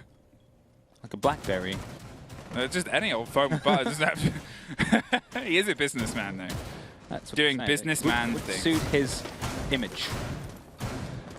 Reading room as a whole, obviously, it's been a bit of a back and forth. They were able to take it on 2 of their attack rounds, but also lost it on 2 of their attack rounds too. So let's see how it works on their defense. Currently, this perfect 50-50 split is always an interesting dichotomy for us to start to cut into. You want to see how they respond to what they did and what they didn't quite do, and in a way what they expect, because the response that they'll do on their attack now is probably built in part around the defense that they put forward too. You're always looking at the 2 sides of the coin, whether you want to structure a site or blow it up. Usually it's lessons learned that can be applied to both sides. Quick push coming down here from Kira, but it's going to be Amar to take down the entry onto Sparko. He's starting things off, and as he goes from below, his teammates will go from the top, as Amar will be able to do some damage into Jittery as well, but he will be chased all the way back upstairs with his buddy Buck. You have to be careful though, because there might be 1, 2, 3 C4s available for them, and if there is any black eye that will feed information, because mind you, the cardiac sensor can't do it anymore, they might be picked up as a result. Now, X7 not running the C4 as he was still running the shield, but I'm pretty sure Poseidon and Beats do. Now, obviously, with 1:30 on the board, they have the man advantage. They've also been able to take off a big bit of information and a C4, as you said, which on this kind of play and positioning, you think about how impactful a Pulse could be right now. Just getting 1, 2, 4. absolutely everything above. It is a vertical take and a vertical hold. You've got to get locked down. And now, with the kind of structure of the C4s that they had, well, they haven't been able to do much more. Again, a Valkyrie with a shield. Yeah, it was placed right there. You just saw it getting destroyed by Rattler. He's putting up some claymores up there. Avmar is sort of stuck right now as Rattler is going on his drone. Blocking each other out a bit. Oh, man. It's okay. It's all okay. No worries. No worries. Jittery is waiting patiently under a hatch, but Poseidon's playing the upside downsies game as well. This is where the intense pressure is going to come from first. They seem to be aware that someone is close, and they're going to tiptoe dangerously. The drone comes out, and that is definitely the smart move. Look before you leap, but it doesn't even matter for Jittery, who plays up, gets the pre-placed, and is going to head off as somebody else decides to go up, and X7 decides to go off. The big cat Khajiit swipes back and takes the big player out, but who cares when you can just charge up, and Amar finds a double kill. The Claymore at the same time strikes and almost saves it, but Jittery looped, twirled, spiraled, and went up a different set of stairs. He definitely did. Went up the brown stairs. I thought he shot the Claymore before he actually shot the Buck. That was why I was so, well, impressed about that shot. As Sparko leaves the game, he's done with it. He's just like, you outplayed me. I am gone. I'm taking a break, and I'm going to quickly enjoy these couple of seconds. Well, we'll see, obviously, if a rehost is called or not. You never really know. Oh, he's back. Oh, he's back. He doesn't get an operator, I think. He might actually get it at the last, you know, as soon as these seconds have been... Oh, no, wait, it's still 6-pick. Yeah, indeed. 6-pick, so you can pick in an operator. Sparko. He's quick. He's making sure we don't have a rehost right now. Thank you, Sparko.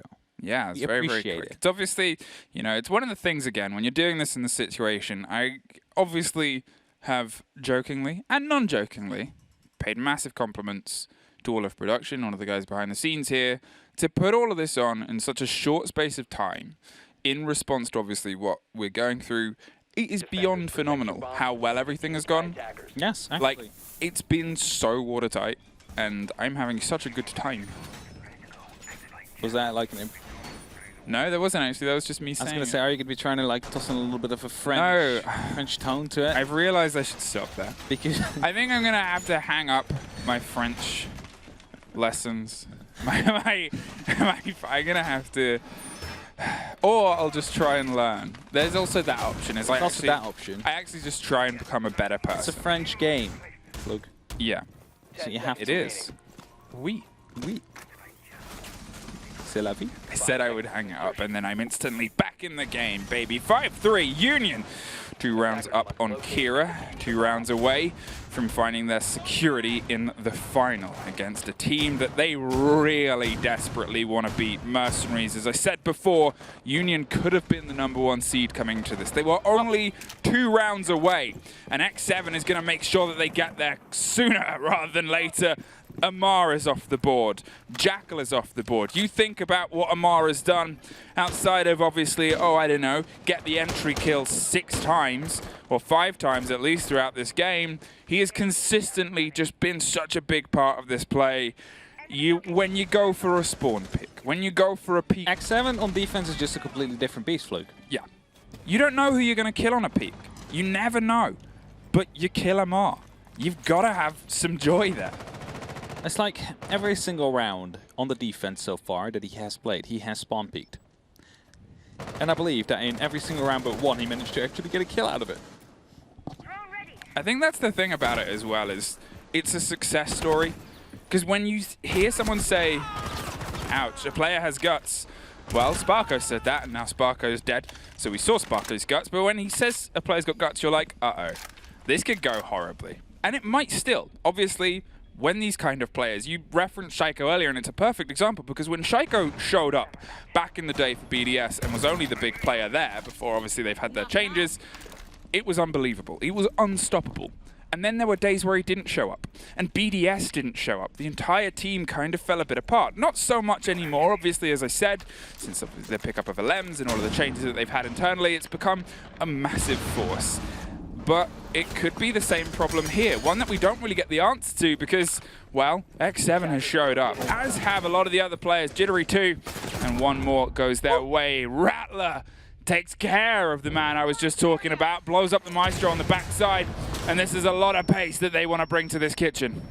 It is a lot of pace that they would like to bring. Is someone already rotated back up is the question I have, though, from the likes of Union Gaming. They still have these verticals to play with, where you could potentially take down Rattler with. Look at the HP the man has. Just a single zap of that Maestro cam would have been enough to get the kill, and instead he's going to be able to pick up yet another one right now. He will be finished off, though, Beat, able to get that kill in. Turns it into a 2-on-2 as the plant goes down. One will be spotted, and that is going to be the kill. The diffuser will be dropped. X7 able to get that one. It's all up to Khajiit right now, and it's 1-on-2. He needs to find both Beat and X7. Starts it off with Beat, brings it to a 1-on-1. 25 seconds left on the clock, but his head will be spotted out. Is X7 going to be able to get the kill? Not yet, and on the second try he will. It's X7 to get it. Union Gaming to grab the 6 yet again, as they haven't lost a single defensive round yet.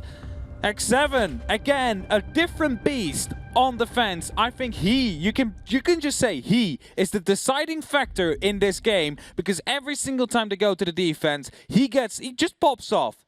On the attack, he doesn't do as much. On defense, he pops off, and that is why they haven't lost a single defensive round yet. There is something so great about watching these teams and really getting a glimpse, because we get to see players like X7. We get to be here at the beginning. Gig, the loved UK coach who does Giants now, he actually tweeted out earlier, he's like, seeing these players from South APAC has impressed him. It's something where their region, it becomes aware that you have these standout talents, these standout players that have otherwise gone unknown. They are factors that are now being introduced into the wonderful melting pot of culture and creativity that is the global scene of Rainbow Six Siege.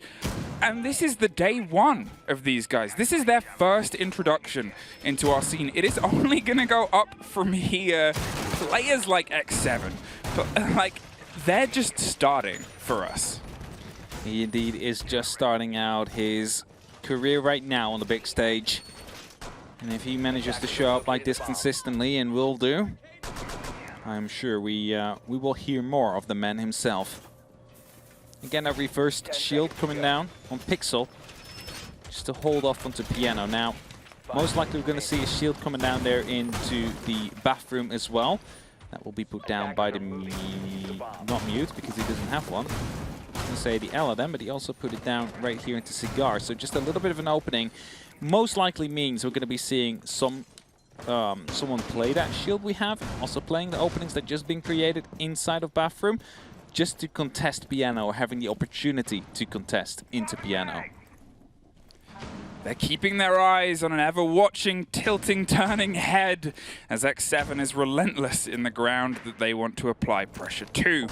They have the idea that Buck is entering from the back alley, and the drones are going to make sure that they try and catch the man before he does the thing that have propagated him to both myth in some teams' books and legend in ours. Now, though, it is still slow and steady. They are building to a crescendo that starts led by Jittery with a double kill against the Mara and Rattler. Two big bodies that have instantly been removed, and they have been such a force in the round where they need to be a little bit more. Beat.